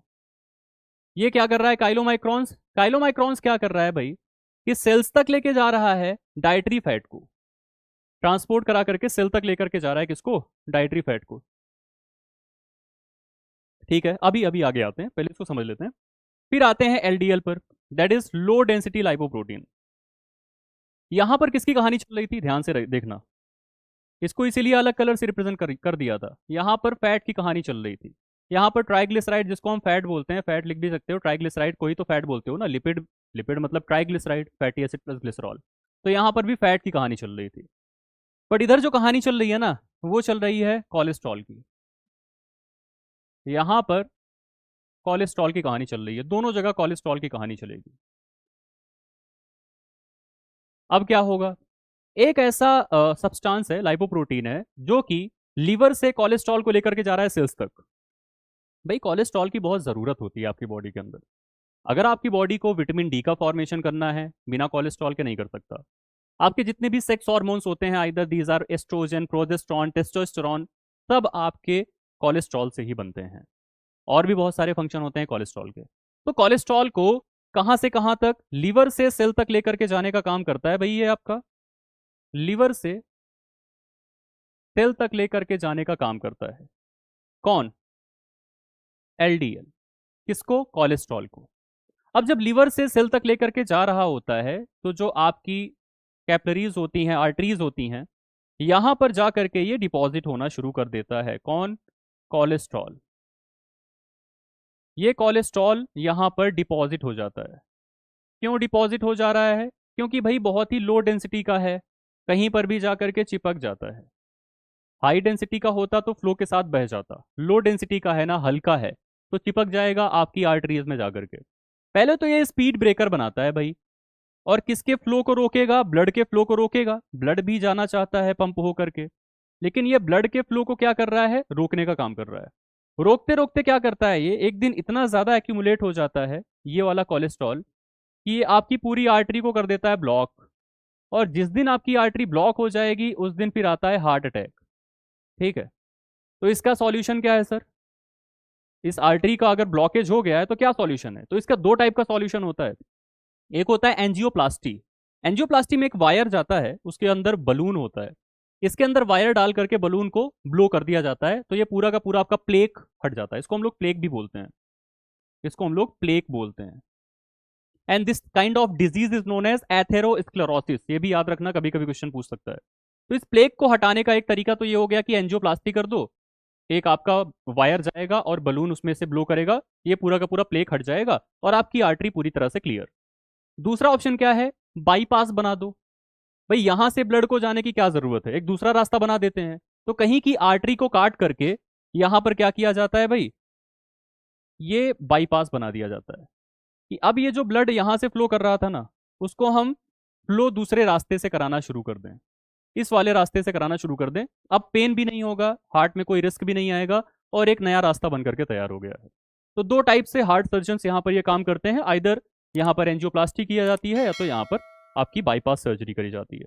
ठीक है, आगे हम बात करते हैं एसडीएल का काम। तो एसडीएल का काम क्या होता है भाई, आपका जो सेल्स के पास एक्सेस कोलेस्ट्रॉल होता है, एक्सेस कोलेस्ट्रॉल होता है, उसको ये पहुंचाता है लीवर के पास, और ये हाई डेंसिटी का होता है। ये जो कोलेस्ट्रॉल है ये हाई डेंसिटी का है, इस वजह से कहीं जा करके इकट्ठा नहीं होता है और ये लीवर के पास जाता है। यही वजह है कि एक को हम लोग बोलते हैं गुड कोलेस्ट्रॉल, एक को हम लोग बोलते हैं बैड कोलेस्ट्रॉल। तो बैड वाला तो ये हो गया ना, क्योंकि आपके बॉडी के अंदर आर्टरीज में जाकर के प्लेक का फॉर्मेशन कर दिया, तो it is a kind of bad cholesterol. And STL is kind of good cholesterol. दूसरी चीज, अगर आपसे ये पूछा जाता है कि साइज वाइज सबसे बड़ा कौन सा होगा, तो सबसे बड़ा आपको काइलोमाइक्रॉन का स्ट्रक्चर देखने को मिलेगा, बहुत ही बड़ा होगा। क्यों बड़ा है? इसकी डेंसिटी सबसे कम है, लोवेस्ट डेंसिटी है, लेकिन ये बलून टाइप का है। ये एक बलून लिया आपने, फुला दिया, देखने में बहुत भारी भरकम लग रहा है, बट अंदर से उसका कोई डेंसिटी है नहीं। उससे छोटा होता है वीएलडीएल, तो ये थोड़ा सा छोटा हो जाएगा भाई इससे। ठीक है, उससे छोटा होगा आपका एलडीएल और सबसे छोटा होता है एचडीएल। लेकिन एचडीएल देखने में छोटा भले ही है, बहुत ज्यादा डेंसिटी का है। ये ऐसा कुछ है कि जैसे आप समझ लो वो जो आपके वे होते हैं जिससे कि आप देखते हो कि हम किसी भी चीज को तौलते हैं, छोटा भले होता है लेकिन बहुत ज्यादा डेंसिटी होती है। ये कहानी हुई आपकी काइलोमाइक्रॉन की, वीएलडीएल की, एलडीएल की, एज वेल एज एचडीएल की। अभी आपको आई थिंक क्लियर हो गया होगा। उनको दोनों को अलग कलर से इसलिए लिखा है क्योंकि वो कोलेस्ट्रॉल का ट्रांसपोर्ट कर रहे हैं, ये लीवर से लेकर के जा रहा है सेल तक, और वो सेल से लेकर के आ रहा है लीवर तक। इन दोनों की कहानी अलग है, यहाँ पर फैट फैट हम लोग खेलते हैं। ठीक है, चलिए। Sir can expect RDA and general guidelines in coming classes? अगर आरडीए आपके सिलेबस के अंदर होगा तो जरूर कराया जाएगा। डाइटरी गाइडलाइन को भी कराएंगे। डाइटरी गाइडलाइन अभी अगर आपको फिलहाल पढ़ना है तो यूट्यूब पे उसके लिए एक डेडिकेटेड वीडियो ऑलरेडी पड़ा हुआ है न्यू डाइटरी गाइडलाइन के ऊपर, आप जा करके उसको जरूर देख लेना, वहां से रिलेटेड आपके एग्जाम में क्वेश्चंस आने की संभावनाएं हैं। ठीक है, ठीक है। डाइटरी गाइडलाइंस आपके यूट्यूब पे ऑलरेडी वीडियो पड़ा हुआ है, बाकी अगर आपके सिलेबस में है आरडीए और डाइटरी गाइडलाइन तो we will discuss it. Clear? ये कहानी समझ में आ गई?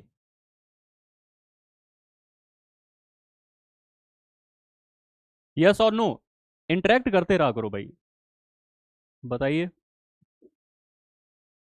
लैग कर रहा है क्या?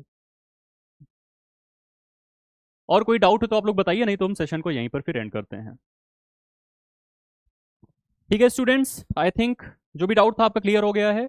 सेशन को यहीं पर एंड कर देना चाहिए, और बाकी की जो आपके डाउट्स रहेंगे उनको हम अगली क्लास के अंदर ले लेंगे। ठीक है, तो यहीं पर एंड करते हैं सेशन को। It was a very nice session, thank you so much, good night.